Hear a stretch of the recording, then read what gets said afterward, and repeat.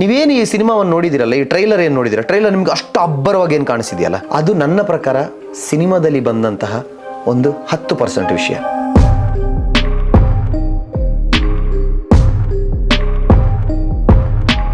ರಿಷಭನನ್ನು ನೀವು ಒಂದು ಬೇರೆ ರೀತಿಯಲ್ಲಿ ನೋಡ್ಬೋದು ಇದರಲ್ಲಿ. ಅಷ್ಟೊತ್ತಿಗೆ ರಿಷಭನ ಎದ್ಬಿಟ್ಟು ಬನ್ನಿ ರೂಮಲ್ಲಿ ಮಾತಾಡೋಣ ಅಂತ ಕರೆದ್ರು. ಸೊ ಫಸ್ಟ್ ನನ್ನನ್ನು ಕೂರಿಸಿ ಅವ್ರು ಮಾತಾಡಿದ್ದೇನು ಅಂದರೆ, ಇದೊಂದು ಸ್ವಲ್ಪ ದೈವದ ಸಂಬಂಧಪಟ್ಟಿರುವಂತಹ ಒಂದು ಸಬ್ಜೆಕ್ಟ್. ಹೊರಗಡೆ ಬರುವಾಗ ಮಾತಾಡ್ತಾನೆ ಇದ್ರು, ಸಡನ್ ಆಗಿ ಅದೇನಾಯ್ತು ಅಂತ ಗೊತ್ತಿಲ್ಲ, ಗಡ್ಡ ಮೀಸೆ ತೆಗಿಬೋದಾ ಅಂತ ಕೇಳಿದ್ರು. ನಾನು ಸರಿ ತೆಗಿತೀನಿ ಸರ್ ಅಂತ ಹೇಳಿದೆ. ಸನಿಲ್ ಅದು ತಮ್ಮದೊಂದು ರೋಲ್ ಉಂಟಲ್ಲ, ಅದನ್ನು ಮಾಡಿಸಿಬಿಡು ಇವನ ಹತ್ರ ಅಂತ ಹೇಳಿದ್ರು. ಫಸ್ಟ್ ಡೇನೇ ಸ್ಕ್ರಿಪ್ಟ್ ನೋಡ್ತೀನಿ, ಮುಂದ್ಗಡೆ ಅಚ್ಚುತ್ ಸರ್ ಹೆಸರು. ಅವ್ರು ಹೇಗಿದ್ದಾರೆ ಅಂದರೆ ಸೆಟ್ಟಲ್ಲಿ ಎಲ್ಲರೂ ಅವ್ರಿಗೆ ತುಂಬ ಮರ್ಯಾದೆ ಕೊಡ್ತಾ ಇದ್ದಾರೆ. ಟ್ರಾವೆಲಿಂಗ್ ಸೀನ್ಸ್ ಇದೆ ನಮ್ಮದು. ಟ್ರಾವೆಲಿಂಗಲ್ಲಿ ನಾವಿಬ್ಬರೇ ಇರ್ತೀವಿ, ಬಟ್ ನನಗೆ ಅವ್ರು ನನ್ನ ಹತ್ರ ಮಾತಾಡ್ತಿದ್ದಾರೆ, ಬೇರೆ ಯಾರೂ ಇಲ್ಲ ಅಲ್ಲಿ.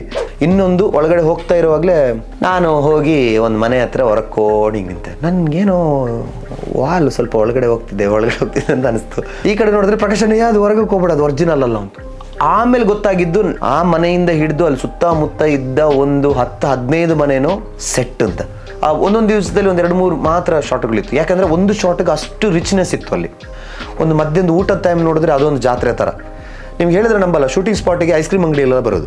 ಸೊ ಜಾತ್ರೆ ಥರ ಈ ಕಡೆ ಫುಲ್ಲು ಪೆಂಡಲ್ಗಳು ಹಾಕಿದ್ರು. ಅಲ್ಲಿ ಇದ್ದಿದ್ದ ಟೆಕ್ನಿಕಲ್ ಡಿಪಾರ್ಟ್ಮೆಂಟ್ ಎಷ್ಟು ಜನ ಅಂದರೆ, ಲೈಟಿಂಗ್ ಡಿಪಾರ್ಟ್ಮೆಂಟಲ್ಲೇ ಒಂದು ಪ್ರೊಫೆಷ್ನಲ್ ಆಗಿ ಲೈಟ್ ಮ್ಯಾನ್ಸ್ ಎಲ್ಲ ಇದ್ರು. ಅವ್ರು ಹೇಗಿದ್ರು ಅಂದರೆ ಸ್ಟೈಲಿಶ್ ಆಗಿ ಹೀಗೆಲ್ಲ ಕೈಯಲ್ಲಿ ತಿರ್ಗಿಸ್ಕೊಂಡು ಹಿಂಗೆ ಲೈಟ್ ನೋಡಿಸ್ಕೊಂಡು ಅವರನ್ನೇ ನೋಡ್ಕೊಂಡು ನಮ್ಗೆ ಖುಷಿ ಆಗ್ತಿತ್ತು. ಏನು ಎಷ್ಟು ಸ್ಟೈಲ್ ಆಗಿದ್ದಾರೆ ಇವರೆಲ್ಲ.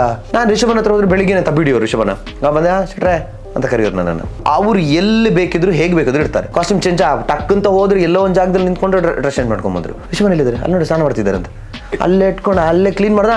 ರೆಡಿ ನೆಕ್ಸ್ಟ್ ಶಾಟ್ಗೆ ಹೋಗೋಣ ಅಂತ. ಶಿವದತ್ತ ಗುಳಿಗೆ ನಾಟಕ ಆಗುವಾಗ ವಿಜಯನ ಒಂದು ಮಾತು ಹೇಳ್ತಾರೆ ಪ್ರತಿ ಸರಿ, ಏನು ಅಂದರೆ, ಇದು ನಮ್ಮಿಂದ ಆಗಿದ್ದಲ್ಲ, ಇದು ದೈವದಿಂದ ಆಗಿದ್ದು ಅಂತ.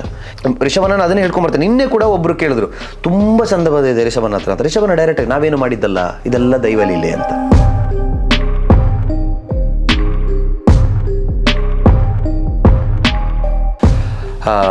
ನಮಸ್ತೆ ಎಲ್ರಿಗೂ.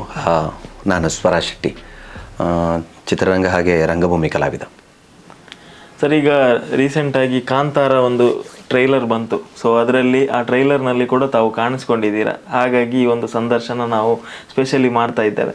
ಕಾಂತಾರ ಸಿನಿಮಾ ನಿಮಗೆ ಅವಕಾಶ ಸಿಕ್ಕಿದ್ದು ಹೇಗೆ ಸರ್? ಯಾರಿಂದ ಕಾಲ್ ಫಸ್ಟಿಗೆ ನಿಮಗೆ ಬಂತು? ನಾನು ಅನ್ಬಿ ಅಂತ ಒಂದು ಸಬ್ಜೆಕ್ಟ್ ಮಾಡಬೇಕು, ಓನ್ ಸಬ್ಜೆಕ್ಟ್ ಮಾಡಬೇಕು ಅಂದ್ಕೊಂಡಿದ್ದೆ. ಸೊ ಅದಕ್ಕೋಸ್ಕರ ನಾನು ಸೂರಂಜೆ ನಮ್ಮ ಅಜ್ಜಿ ಮನೆಗೆ ಹೋಗಿದ್ದೆ. ಎಲ್ಲದಕ್ಕೂ ಕನೆಕ್ಷನ್ಸ್ ಇದೆ ಒಂದೊಂದು ಸರಿ. ಆ್ಯಕ್ಚುಲಿ ನಾನು ತುಂಬ, ಆದರೆ ಈಗ ನಾನು ಯಾವುದ್ರಲ್ಲಿ ಫೇಮ್ ಇದ್ದೀನಿ, ಶಿವದತ್ತಗಳಿಗೆ.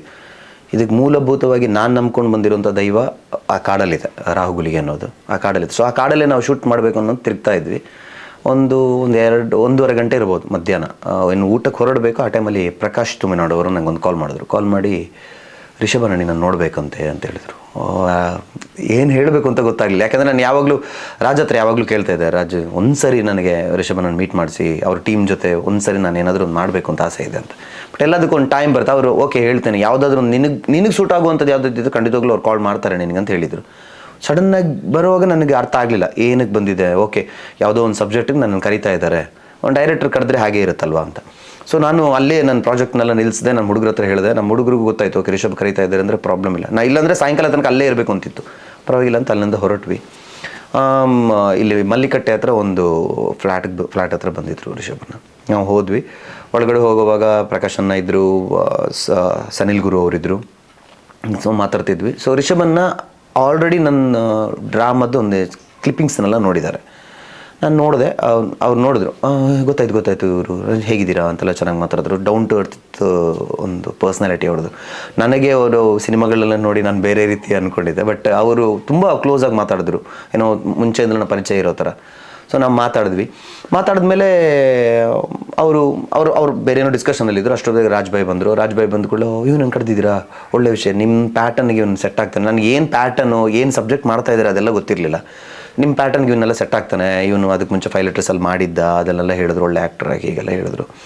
ನಂಗೆ ಒಂಥರ ನಮ್ಮವರೇ ಅಲ್ಲಿ ಇರೋದು ಅಂತ ಒಂಥರ ಫೀಲ್ ಆಗ್ತಿತ್ತು, ಖುಷಿ ಆಯಿತು. ಅಷ್ಟೊತ್ತಿಗೆ ರಿಷಭನ ಎದ್ಬಿಟ್ಟು ಬನ್ನಿ ರೂಮಲ್ಲಿ ಮಾತಾಡೋಣ ಅಂತ ಕರೆದ್ರು. ಸೊ ಫಸ್ಟ್ ನನ್ನನ್ನು ಕೂರಿಸಿ ಅವ್ರು ಮಾತಾಡಿದ್ದೇನು ಅಂದರೆ, ನೀವು ನನ್ನ ಜೊತೆ ಇರಬೇಕು, ಇದೊಂದು ಸ್ವಲ್ಪ ದೈವದ ಸಂಬಂಧಪಟ್ಟಿರುವಂತಹ ಒಂದು ಸಬ್ಜೆಕ್ಟ್. ಸೊ ನಿಮ್ಮ ಶಿವದೂತ ಗುಳಿಗೆಯಲ್ಲಿ ನೀವು ಮಾಡಿದ್ದೀರ, ಹಾಗಾಗಿ ನಿಮಗೆ ದೈವದ ಬಗ್ಗೆ ಸ್ವಲ್ಪ ಪರಿಚಯ ಇದೆ. ಸೊ ನಮ್ಮ ಜೊತೆ ಇದ್ದರೆ ನಾವೆಲ್ಲಾದರೂ ಅಂದರೆ ಯಾವುದಾದ್ರು ಈ ಥರ ಸಬ್ಜೆಕ್ಟ್ ಮಾಡುವಾಗ ಯಾವಾಗಲೂ ತಪ್ಪು ಮಾಡಬಾರ್ದು, ನಾವು ಅದನ್ನೆಲ್ಲ ನೋಡ್ಕೊಂಡು ಹೋಗ್ಬೇಕು. ಸೊ ನೀವು ಶಿವದೂತ ಗುಳಿಗೆಯಲ್ಲಿ ನಿಮ್ಗೆ ಗೊತ್ತು ಯಾವ್ದು ಸರಿ ಯಾವ್ದು ತಪ್ಪು ಅಂತ ಎಲ್ಲ ನೋಡ್ಕೊಂಡು ಮಾಡಿದ್ದೀರಲ್ವ. ಸೊ ಇದರಲ್ಲೂ ಸ್ವಲ್ಪ ಹೆಲ್ಪ್ಫುಲ್ಲಾಗಿ ನೀವು ಜೊತೆಗಿರಿ. ವಿಜಯನ್ ಹತ್ರ ಮಾತಾಡಿದ್ದೀನಿ. ಸೊ ನೀವು ನನ್ನ ಜೊತೆ ಇದ್ದರೆ ವಿಜಯನ್ ಹೇಳಿದ್ರು, ಸ್ವರಾಜ್ ಹತ್ರ ಮಾತಾಡಿ, ಸ್ವರಾಜನ ಪಕ್ಕದಲ್ಲಿ ಇರಿಸ್ಕೊಂಡ್ರೆ ನಿಮ್ಗೆ ಹೆಲ್ಪ್ ಆಗುತ್ತೆ ಅಂತ ಹೇಳಿದ್ರು ಅಂತ ಹೇಳಿ. ಅದಕ್ಕೆ ಸರಿ ಓಕೆ ನಾನು ಇಡ್ತೀನಿ ಅಂತ ಹೇಳಿದೆ. ಬಟ್ ನನಗೆ ಹೇಗಾಗಿತ್ತು ಅಂದರೆ, ಒಳಗಡೆ ಕರ್ಕೊಂಡು ಹೋಗೋವಾಗ ಅವರು ಈ ಥರ ಒಂದು ರೋಲ್ ಇದೆ, ಇದು ಮಾಡ್ತೀಯಾ ಅಂತ ಕೇಳ್ತಾರೆ ಅಂತ ನಾನು ಅಂದ್ಕೊಂಡಿದ್ದೆ ಆಸ್ ಎ ಡೈರೆಕ್ಟರ್ ಅಲ್ವಾ. ಬಟ್ ಅವರು ಈ ಥರ ಹೇಳುವಾಗ ಒಂದೇನು ಅನಿಸ್ತು ಅಂದರೆ, ಕರೆದಿದ್ದು ಇದಕ್ಕೋಸ್ಕರನ, ನಾನು ತುಂಬ ಎಕ್ಸ್ಪೆಕ್ಟೇಷನ್ ಇಟ್ಟಿದ್ದು ಆ ಜಾಗದಲ್ಲಿ ಕೆಳಗಡೆ ಇಳಿತು ಅದು. ಬಟ್ ಓಕೆ, ಟೀಮ್ಗೆ ಎಂಟ್ರಿ ಆದ್ನಲ್ಲ, ಅವ್ರ ಜೊತೆ ಇರೋದೇ ಒಂದು ಭಾಗ್ಯ ನನಗೆ. ಅಂಥ ಒಂದು ಲೆಜೆಂಡ್ರಿ ಡೈರೆಕ್ಟರ್ ಜೊತೆ ಇದ್ದು ವರ್ಕ್ ಮಾಡೋದಂದ್ರೆ, ನಾಳೆ ನನ್ನಿಂದ ಅವ್ರಿಗೇನೋ ಒಂದು ಹೆಲ್ಪ್ ಆಗಿ ನಾಳೆ ಒಂದು ಯಾವುದಾದ್ರು ಒಂದು ಸಿನಿಮಾದ ಒಂದು ಚಿಕ್ಕ ರೋಲ್ ಕೊಡ್ಬೋದೇನೋ ಅಂತ ಒಂದು ಆಸೆ ಇತ್ತು. ಹೊರಗಡೆ ಬಂದೆ. ಹೊರಗಡೆ ಬರುವಾಗ ಮಾತಾಡ್ತಾನೆ ಇದ್ರು, ಸಡನ್ನಾಗಿ ಅದೇನಾಯಿತು ಅಂತ ಗೊತ್ತಿಲ್ಲ, ನಿಮಗೆ ಗಡ್ಡ ಮೀಸೆ ಎಲ್ಲ ತೆಗಿಬೋದಾ? ನಾನು ಸ್ವಲ್ಪ ಇದಕ್ಕಿಂತ ಸ್ವಲ್ಪ ಕಮ್ಮಿ ಇತ್ತು ಕೂದಲು, ಗಡ್ಡ ಮೀಸೆ ತೆಗಿಬೋದಾ? ನಾನು ಆ್ಯಕ್ಚುಲಿ ಕೂದಲು ಲಾಕ್ಡೌನ್ ಟೈಮಲ್ಲಿ ಬಿಟ್ಟಿದ್ದು. ಒಂದು ಸರಿ ಒಂದು ಜುಟ್ಟು ಕಟ್ಟಬೇಕು ಅಂತ ಆಸೆ ಇತ್ತು, ಅದಕ್ಕೋಸ್ಕರ ಬಿಟ್ಟಿದ್ದೆ. ಅವರು ನೋಡ್ಬಿಟ್ಟು ಗಡ್ಡ ಮೀಸೆ ತೆಗಿಬೋದಾ ಅಂತ ಕೇಳಿದ್ರು. ನಾನು ಸರಿ ತೆಗಿತೀನಿ ಸರ್ ಅಂತ ಹೇಳಿದೆ. ಸನಿಲ್, ಅದು ತಮ್ಮದೊಂದು ರೋಲ್ ಉಂಟಲ್ಲ, ಅದನ್ನು ಮಾಡಿಸಿಬಿಡು ಏನೋ ಹತ್ರ ಅಂತ ಹೇಳಿದ್ರು. ನನಗೆ ಫುಲ್ ಖುಷಿಯು, ರೋಲು ಸಿಕ್ಬಿಡ್ತಾ ನನಗೆ ಅಂತ ಮಾತಾಡೋ. ನಾನು ಆಗಸ್ಟ್ ಇದೇನೋ ಜುಲೈಲಿ ಸಮಥಿಂಗ್ ಏನೋ ನಡೆದಿದ್ದಿರೋದು. ಸೆಪ್ಟೆಂಬರ್ ಟೈಮಲ್ಲಿ ಶೂಟ್ ಸ್ಟಾರ್ಟ್ ಆಗುತ್ತೆ, ಮಾತಾಡುವ ಎಲ್ಲ ನಿಮ್ಗೆ ಮಾತಾಡ್ತಾರೆ, ನೀವು ಯಾವಾಗ ಬರಬೇಕು ನನ್ನ ಜೊತೆ, ಎಲ್ಲಿ ಸ್ಟೇ ಆಗಬೇಕೆಲ್ಲ ಹೇಳ್ತಾರೆ ಅಂತ ಹೇಳಿದ್ರು. ನಾನು ಸರಿ ಅಂತ ಹೇಳಿ ಹೊರಡುವಾಗ ಸನಿಲ್ ನನ್ನನ್ನು ಕರೆದು ಹೇಳಿದ್ರು, ಮಗ ಏನೂ ಇಲ್ಲ ರೋಲ್ ಇದು, ಸುಮ್ಮನೆ ಒಂದು ರೋಲ್, ಓಕೆನಾ? ನೀನು ಏನೂ ಎಕ್ಸ್ಪೆಕ್ಟೇಷನ್ ಇಡಕ್ಕೆ ಹೋಗಬೇಡ, ಏನೂ ಇಲ್ಲ ಅಂದರೆ ಏನೂ ಇಲ್ಲ, ಸ್ಕ್ರ್ಯಾಚಲ್ಲಿ ಇವಾಗ ಏನೂ ಇಲ್ಲ, ನೀನು ಎಕ್ಸ್ಪೆಕ್ಟೇಷನ್ ಇಡಕ್ಕೆ ಹೋಗಬೇಡ. ಇದ್ದರೆ ಒಂದು ಕೋಲದ್ದು ಆ ಥರದ್ದು ಏನಾದರೂ ಒಂದು ಸೀಕ್ವೆನ್ಸ್ ಇದ್ದರೆ ಬರ್ಬೋದು ಅಂತ ಹೇಳಿದ್ರು. ಬಟ್ ನನಗೆ ಓಕೆ ಇಲ್ಲ ಪರವಾಗಿಲ್ಲ, ಅವ್ರ ಸಿನಿಮಾದಲ್ಲಿ ನಾನು ರಾಜ್ ಹತ್ರನೂ ಯಾವಾಗಲೂ ಒಂದು ಕೇಳ್ತೇನೆ, ಅಂಥ ಒಂದು ಡೈರೆಕ್ಟರ್ಗಳ ಜೊತೆ ನನಗೆ ಈಗ ನಾನು ಒಂದು ಮೊಟ್ಟೆ ಕಥೆಯಲ್ಲಿ ಒಂದು ರೋಲ್ ಮಾಡಿದವನು. But I am happy with that. ಒಂದು ಸಿನಿಮಾ ಹಿಟ್ಟಾಗುವಾಗ ನಾನು ಅದರದ್ದು ಒಂದು ಪಾತ್ರ, ನಾನು ಅದರಲ್ಲಿ ಒಂದು ಇದ್ದೀನಿ ಅಂತ ಏನೋ ಆಸೆ ಇರುತ್ತಲ್ವ. ಓಕೆ, ಹಿಂದ್ಗಡೆ ಕೆಲಸ ತುಂಬ ಮಾಡಿರ್ತೀವಿ, ಬಟ್ ಮುಂದ್ಗಡೆ ಆ್ಯಸ್ ಅನ್ ಆ್ಯಕ್ಟರ್ ನಮಗೊಂದು ಆಸೆ ಇರುತ್ತೆ. ಸೊ ಈ ಸಿನಿಮಾದಲ್ಲೂ ಹಾಗೆ, ಓಕೆ ಪರವಾಗಿಲ್ಲ, ಆ ಒಂದು ಕಾಂತಾರ ಒಂದು ಹಿಟ್ಟಾದರೆ, ಆ ಥರ ಒಂದು ಸಬ್ಜೆಕ್ಟ್ ಹಿಟ್ಟಾಗುವಾಗ ನಾನು ಅದರಲ್ಲಿ ಇದ್ದೆ ಅಂತ ಜನಗಳಿಗೆ ತೋರಿಸ್ಬೇಕಾದ್ರೆ, ನಾನು ಕೆಲಸ ಮಾಡಿದ್ದೀನಿ ಅಂತ ಯಾರು ನಂಬ್ತಾರೆ? ಎಷ್ಟೋ ಜನ ಹೇಳ್ಬೋದು ನಾವು ಮಾಡಿದ್ದೀವಿ, ಬಟ್ ಒಂದು ರೋಲಲ್ಲಿ ಮಾಡಿದ್ದೀವಿ ಅಂದರೆ ನಂಬೋದು, ರಿಷಭನ ನಿಮ್ಮ ಪರಿಚಯ ಇದ್ದಾರಲ್ಲ, ಆ ಥರ ಒಂದು ಏನೋ ಖುಷಿ. ಬಟ್ ನನಗೆ ಆ ಥರ ಅಂತ ಅನಿಸ್ಬಿಟ್ಟು ನಾನು ಹೊರಗಡೆ ಬಂದೆ ಸ್ವಲ್ಪ ದಿನಗಳಾಯಿತು. ಅದಾದಮೇಲೆ ನನ್ನನ್ನು ಇಲ್ಲಿ ಕರೆದ್ರು, ಎಲ್ಲಿಗೆ, ಹೆಮ್ಮಾಡಿ, ಕುಂದಾಪುರ ಕ್ರಾಸಾಗಿ ಹೋಗಬೇಕು, ಹೆಮ್ಮಾಡಿ ಕೊಲ್ಲೂರು ರೂಟಲ್ಲಿ, ಅಲ್ಲಿ ಅವ್ರದ್ದು ಹೋಮ್ ಸ್ಟೇ ಇತ್ತು, ಅಲ್ಲಿ ಕರೆದ್ರು. ಮತ್ತು ರಿಷಭನನ್ನು ನೋಡೋ ಭಾಗ್ಯ, ಹೋದೆ. ಹೋಗುವಾಗ ಮುಂಚೆಯಿಂದ ಸ್ವಲ್ಪ ಡೆವಲಪ್ ಆಗಿದೆ, ನನ್ನ ಕ್ಯಾರೆಕ್ಟರ್ ಸ್ವಲ್ಪ ಡೆವಲಪ್ ಆಗಿತ್ತು, ಖುಷಿ ಆಯ್ತು ನನಗೆ. ಹೇಳಿದ್ರು, ನಿನ್ನ ಬಗ್ಗೆ ಏನೋ ಗೊತ್ತಿಲ್ಲ, ಸ್ವಲ್ಪ ಒಲವು ಮೂಡಿದೆ ಅವರಿಗೆ, ಸ್ವಲ್ಪ ಡೆವಲಪ್ ಆಗ್ತಿದೆ ಅಂತ ಹೇಳಿದ್ರು. ಆಮೇಲೆ ನನಗೆ ಅದ್ರ ಬಗ್ಗೆ ಪ್ರಾಕ್ಟೀಸ್ ಎಲ್ಲ ಸ್ಟಾರ್ಟ್ ಮಾಡಿದ್ರು ಅವರು. ಸ್ವಲ್ಪ ಅಂದರೆ ಕನೆಕ್ಟಿವಿಟಿ ಆಗ್ತಾ ಹೋಯಿತು. ಆಮೇಲೆ ಒಂದು ಲೈನಪ್ ಬಂದು ನಿಂತು, ಓಕೆ ಇದೇ ನಿನ್ನ ರೋಲ್, ಹೀಗೆ ಇರುತ್ತೆ ಅಂತ. ಸೊ ಇದು ನನಗೆ ಅಂದರೆ ಈ ಥರ ನನಗೆ ಸಿಕ್ಕಿದ ಚಾನ್ಸ್. ಇದು ನೆನೆಸ್ಕೊಳ್ಳೇ ಇಲ್ಲ. ಇವತ್ತು ಆ್ಯಕ್ಚುಲಿ ನಾನು ಟ್ರೈಲರ್ ರಿಲೀಸ್ ಆಗುವಾಗ ಎಲ್ಲ ನನ್ನ ಫ್ರೆಂಡ್ಸ್ ಹೇಳಿದರು, ಯಾಕಂದ್ರೆ ನನಗೆ ಗೊತ್ತಿತ್ತು ನಾನು ಇರೋಲ್ಲ ಟ್ರೈಲರಲ್ಲಿ ಅಂತ. ಯಾಕಂದರೆ ತುಂಬ ದೊಡ್ಡ ದಿಗ್ಗಜರಿದ್ದಾರೆ ನಮ್ಮ ಇಂಡಸ್ಟ್ರಿಯಲ್ಲಿ ಇದ್ದವರೇ. ಈಗ ದೀಪಕ್ ರೇ ಆಗಲಿ, ಸನಿಲ್ ಆಗಲಿ, ಅವರೆಲ್ಲ ಓಕೆ, ನಾನು ಇಲ್ಲೇನು ಮಾಡಿದ್ದೀನೋ ಗೊತ್ತಿಲ್ಲ, ಬಟ್ ಅವರೆಲ್ಲ ಆಲ್ರೆಡಿ ಅವರ ಟೀಮಲ್ಲಿ, ಅಂದರೆ ಹಿರಿಯ ಪ್ರಾಥಮಿಕ ಶಾಲೆಯಲ್ಲೆಲ್ಲ ಅವರು ಸರ್ಕಾರಿ ಅದರಲ್ಲಿ ಮಾಡಾಗಿದೆ, ದೇ ಆರ್ ರಿಜಿಸ್ಟರ್ಡ್. ಸೊ ಅವರೆಲ್ಲ ಇರುವಾಗ ನಾನೊಬ್ಬ ಹೊಸ ಕಲಾವಿದ, ನನ್ನನ್ನು ಹಾಕ್ತಾರೆ ಅನ್ನೋದು ನನಗೆ ಯಾವುದೂ ಗೊತ್ತಿರಲಿಲ್ಲ. ಟ್ರೈಲರ್ ನೋಡುವಾಗ ಹೇಗಾಯಿತು ಅಂದರೆ, ಅವರೆಲ್ಲ ಯಾರೂ ಕಾಣಿಸ್ಲಿಲ್ಲ, ನಾನು ಒಬ್ಬ ಸಿಂಗಲ್ ಶಾಟಲ್ಲಿ ಕಾಣಿಸ್ಕೊಂಡೆ. ನಾನು ಡೈರೆಕ್ಟ್ ರಿಷಬ್ ಸರ್ಗೆ ಮೆಸೇಜ್ ಮಾಡಿಬಿಟ್ಟೆ, ಇಲ್ಲ ಸರ್ ನನಗೆ ಏನು ಹೇಳಬೇಕು ಅಂತ ಗೊತ್ತಾಗ್ತಿಲ್ಲ, I'm really thank you so much. ಹಾಗೆ ಅಲ್ಲ, ನೀನು ಒಳ್ಳೆ ಪರ್ಫಾರ್ಮರ್ ನೀನು, ಅದಕ್ಕೋಸ್ಕರ ಬೆಳಿತೀಯ ನೀನು, ಸಾಕು, ಇದೊಂದು ಸಾಕು. ಈ ವರ್ಡ್ ನಾನು ಆ ಸಿನಿಮಾದಲ್ಲಿ ಏನು ಮಾಡ್ತೀನೋ ಗೊತ್ತಿಲ್ಲ, ಬಟ್ ಅವರು ಈ ಕಡೆ ವಿಜಯನ್ ಅವ್ರದ್ದೆಲ್ಲ ನಮ್ಮ ಸಪೋರ್ಟ್ ನನ್ನ ಮೇಲೆ ಇದ್ದರೆ ಖಂಡಿತವಾಗ್ಲೂ ಬೆಳಿತೀನಿ ಅನ್ನೋ ಆಸೆ ನನಗಿದೆ. ಮುಂದೆ ನೀವು ಅದನ್ನು ನೋಡಬೇಕಷ್ಟೆ. ಈಗ ಫಸ್ಟ್ ಡೇ ಶೂಟಿಂಗ್ ಸೆಟ್ಟಿಗೆ ಹೋದ ಒಂದು ಅನುಭವ ಹೇಳಬಹುದಾ? ಹೇಗಿತ್ತು ಶೂಟಿಂಗ್ ಸೆಟ್ಟಲ್ಲಿ? ಎಷ್ಟು ಜನ ಇದ್ದರು? ಯಾವ ಥರ ಇತ್ತು ಆ ಒಂದು ಅಟ್ಮಾಸ್ಫಿಯರ್ ಅಲ್ಲಿ? ಏನು ಹೇಳೋದು ಅದನ್ನು. ಆ್ಯಕ್ಚುಲಿ ಫಸ್ಟ್ ಡೇ ಶೂಟಿಂಗ್ ಆಗಿದೆ, ಅದು ಒಂದು ದೊಡ್ಡ ಟೆನ್ಷನ್ ನನಗೆ. ಫಸ್ಟ್ ಡೇ ಹೋದೆ, ಶೂಟಿಂಗ್ ಡೇಗೆ ಮುಂಚೆನೇ ಏನಾಗಿದೆ ಅಂದರೆ ಒಂದು ಇನ್ಸಿಡೆಂಟ್ ಆಯಿತು. ಏನಂತಂದರೆ, ನನಗೆ ಕೊಟ್ಟಿರೋ ಪಾತ್ರ ಕೆಲವು ಸರಿ ಎಲ್ಲರದ್ದು ಒಂದು ಮುರಿಯುತ್ತೆ ಅಂತ ಹೇಳ್ತಾರಲ್ಲ, ಹಾಗಾಗಿತ್ತು ನನಗೆ. ಆ್ಯಕ್ಚುಲಿ ನಾನು ಹೋಗಿ ನನಗೊಂದು ಪಾತ್ರ ಕೊಟ್ಟಿದ್ದಾರೆ, ನನಗೆ ಈ ಥರ ಪಾತ್ರಗಳೆಲ್ಲ ಈಸಿ ಅಂತ ಅನಿಸ್ಬಿಡುತ್ತೆ. ಯಾವುದಾದ್ರೂ ನನಗೆ ಓವರ್ ಕಾನ್ಫಿಡೆನ್ಸ್ ಗೊತ್ತಿಲ್ಲ, ಬಟ್ ಎಲ್ಲ ಪಾತ್ರವನ್ನು ನಾನು ಮಾಡಲಿಕ್ಕೆ ಆಗುತ್ತೆ ಅನ್ನೋದು ನನಗೆ ಗೊತ್ತಿದೆ ಅಲ್ಲ, ನಾನು ಮಾಡ್ತೀನಿ. ಅಲ್ಲಿ ಹೋಗಿ ಆ ಪಾತ್ರದ ಬಗ್ಗೆ ಹೇಳುವಾಗ ನನಗೆ ಓಕೆ ಮಾಡ್ತೀನಿ ನಾನು ಈ ಥರ ಎಲ್ಲ. ಬಟ್ ಅವ್ರದ್ದೊಂದು ಪ್ಯಾಟರ್ನ್ ಇದೆ, ಆ ಪ್ಯಾಟರ್ನ್ ಹೊಂದ್ಕೊಂಡು ಹೋಗ್ಬೇಕು ನಾವು. ನಾನು ರಿಷಭನ್ ಸನಿಲ್ ಮುಂದೆ ಆ್ಯಕ್ಟ್ ಮಾಡಿದೆ. ಸನಿಲ್ ಇಲ್ಲ ಹಾಗೆ ಬರಬಾರ್ದು, ಒಂದು ಹೀಗೆ ಬರಬೇಕು ಅಂತ ಪ್ರಕಾಶನ ಹೇಳೋದು, ಈ ಕಡೆ ಸನಿಲ್ ಹೇಳೋದು, ಆ ಕಡೆ ರಿಷಭನ ಬಂದು ಹೇಳೋದು. ನನಗೆ ಹೇಗಾಗ್ತಿತ್ತು ಅಂದರೆ ತಪ್ಪು ಮಾಡ್ತಾ ಇದ್ದೀನಿ ನಾನು, ಇಲ್ಲ ಯಾಕೆ ನನ್ನ ಕೈಲಿ ಬರ್ತಾ ಇಲ್ಲ, ತುಂಬ ಬೇಸರ ಆಗ್ತಿತ್ತು ಅಂದರೆ ನನಗೆ. ಆಗ ಮಾತ್ರ ಪ್ರಕಾಶನ ಮತ್ತು ಸನಿಲ್ ಹೇಳ್ತಿದ್ರು, ನಿನ್ನ ಕೈಲಿ ಆಗುತ್ತೆ ಅನ್ನೋದಕ್ಕೆ ಈ ರೂಲ್ ಕೊಟ್ಟಿರೋದು. ರಿಷಭನ್ ನನಗೂ ಗೊತ್ತು ನಿನ್ನ ಕೈಲಿ ಆಗುತ್ತೆ ಅಂತ. ರಿಷಭನ ನನ್ನನ್ನು ಒಂದ್ಸರಿ ಕರೆದು ಮಾಡಿ, ಏನು ಸ್ವರಾಜ್ ಹಿಂಗೆ ಹೊಡಿತಾ ಇದ್ದೀರಾ ಸೈಕಲ್ನ, ಆಗ್ತಿಲ್ವಾ ನಿಮ್ಮ ಕೈನಲ್ಲಿ, ಆಗುತ್ತೆ ಬಿಡಿ ನೀವು ಟೆನ್ಷನ್ ಮಾಡ್ಕೊಬೇಡಿ, ಆಗುತ್ತೆ ಬಿಡಿ ಅಂತೆಲ್ಲ ಹೇಳಿ ಕಳಿಸಿದ್ರು ನನ್ನನ್ನು. ನನಗೆ ಇಲ್ಲ ಹೋಗೋದ್ರೆ ನಾನು ತಪ್ಪು ಅಂದ್ಕೊಂಡಿದ್ದೆ, ನನಗೆಲ್ಲ ಕ್ಯಾರೆಕ್ಟ್ರು ಮಾಡೋಕ್ಕಾಗುತ್ತೆ ಅನ್ನೋದು ನನ್ನ ಕೈಲಿ ತಪ್ಪದು. ಸೊ ಇಲ್ಲ, I am not a complete actor ಅಲ್ಲ ಅನ್ನೋದು ನನಗೆ ಆ ಥರ ಫೀಲ್ ಆಗಿಬಿಟ್ಟು ನಾನು ಹೇಗೆ ಅನಿಸಿತ್ತು ಅಂದರೆ 2 ದಿವಸ ಟ್ರೈ ಮಾಡೋದು, ಆಗಿಲ್ಲ ಅಂದರೆ ಆ ಪಾತ್ರನ ಯಾರಾದರೂ ಒಳ್ಳೆಯವ್ರು ಮಾಡಲಿ, ಅಂದರೆ ಕಲಾವಿದರು ಮಾಡಲಿ. ಯಾಕಂದರೆ ನಮಗೆ ನಮ್ಮ ಪಾತ್ರಕ್ಕೆ ಜೀವ ತುಂಬಲಿಕ್ಕೆ ಆಗಲಿಲ್ಲ ಅಂದರೆ ನಾವು ಬಿಟ್ಕೊಡ್ಬಿಡ್ಬೇಕು. ಹಠ ಹಿಡ್ಕೊಂಡು ಮಾಡಿದ್ರೆ ಆ ಬೇಕು ಅಂತಲೇ ಆ ಒಂದು ಕ್ಯಾರೆಕ್ಟರ್ನ ಸಾಯಿಸಿರೋ ಥರ ಆಗುತ್ತೆ. ಸೊ ನನಗೆ ಅದು ಆಸೆ ಇರಲ್ಲ, ನಾನು 2 ದಿವಸದಲ್ಲಿ ಹೇಳಬೇಕು ಅಂತ ಅಂದ್ಕೊಂಡು ಸನ್ನಿಲ್ ಮಾತ್ರ ನನಗೆ ಹೇಗೆ ಅಂತ ಇದ್ರು ಅಂದರೆ, ಇಲ್ಲ ನೀನು ಇದು ಮಾಡಬೇಡ, ಖಂಡಿತವಾಗ್ಲೂ ನಿನ್ನ ಕೈಲಿ ಆಗುತ್ತೆ, ಎಲ್ಲೋ ನಿಂಗೆ ಅರ್ಥ ಆಗ್ತಿಲ್ಲ ನಾವು ಹೇಳ್ತಿರೋದು, ನಿನ್ನ ಮನಸ್ಸಿಗೆ ತಗೊಳ್ತಿಲ್ಲ, ಅದನ್ನು ಡಿಸ್ಟರ್ಬ್ ಆಗ್ತಿದೆಯಾ, ನೀನು ಹೋಗಿ ಇವತ್ತು ಅಂತ ಹೇಳ್ಬಿಟ್ಟು ನನಗೆ ಕಲಿಸ್ಕೊಟ್ರು.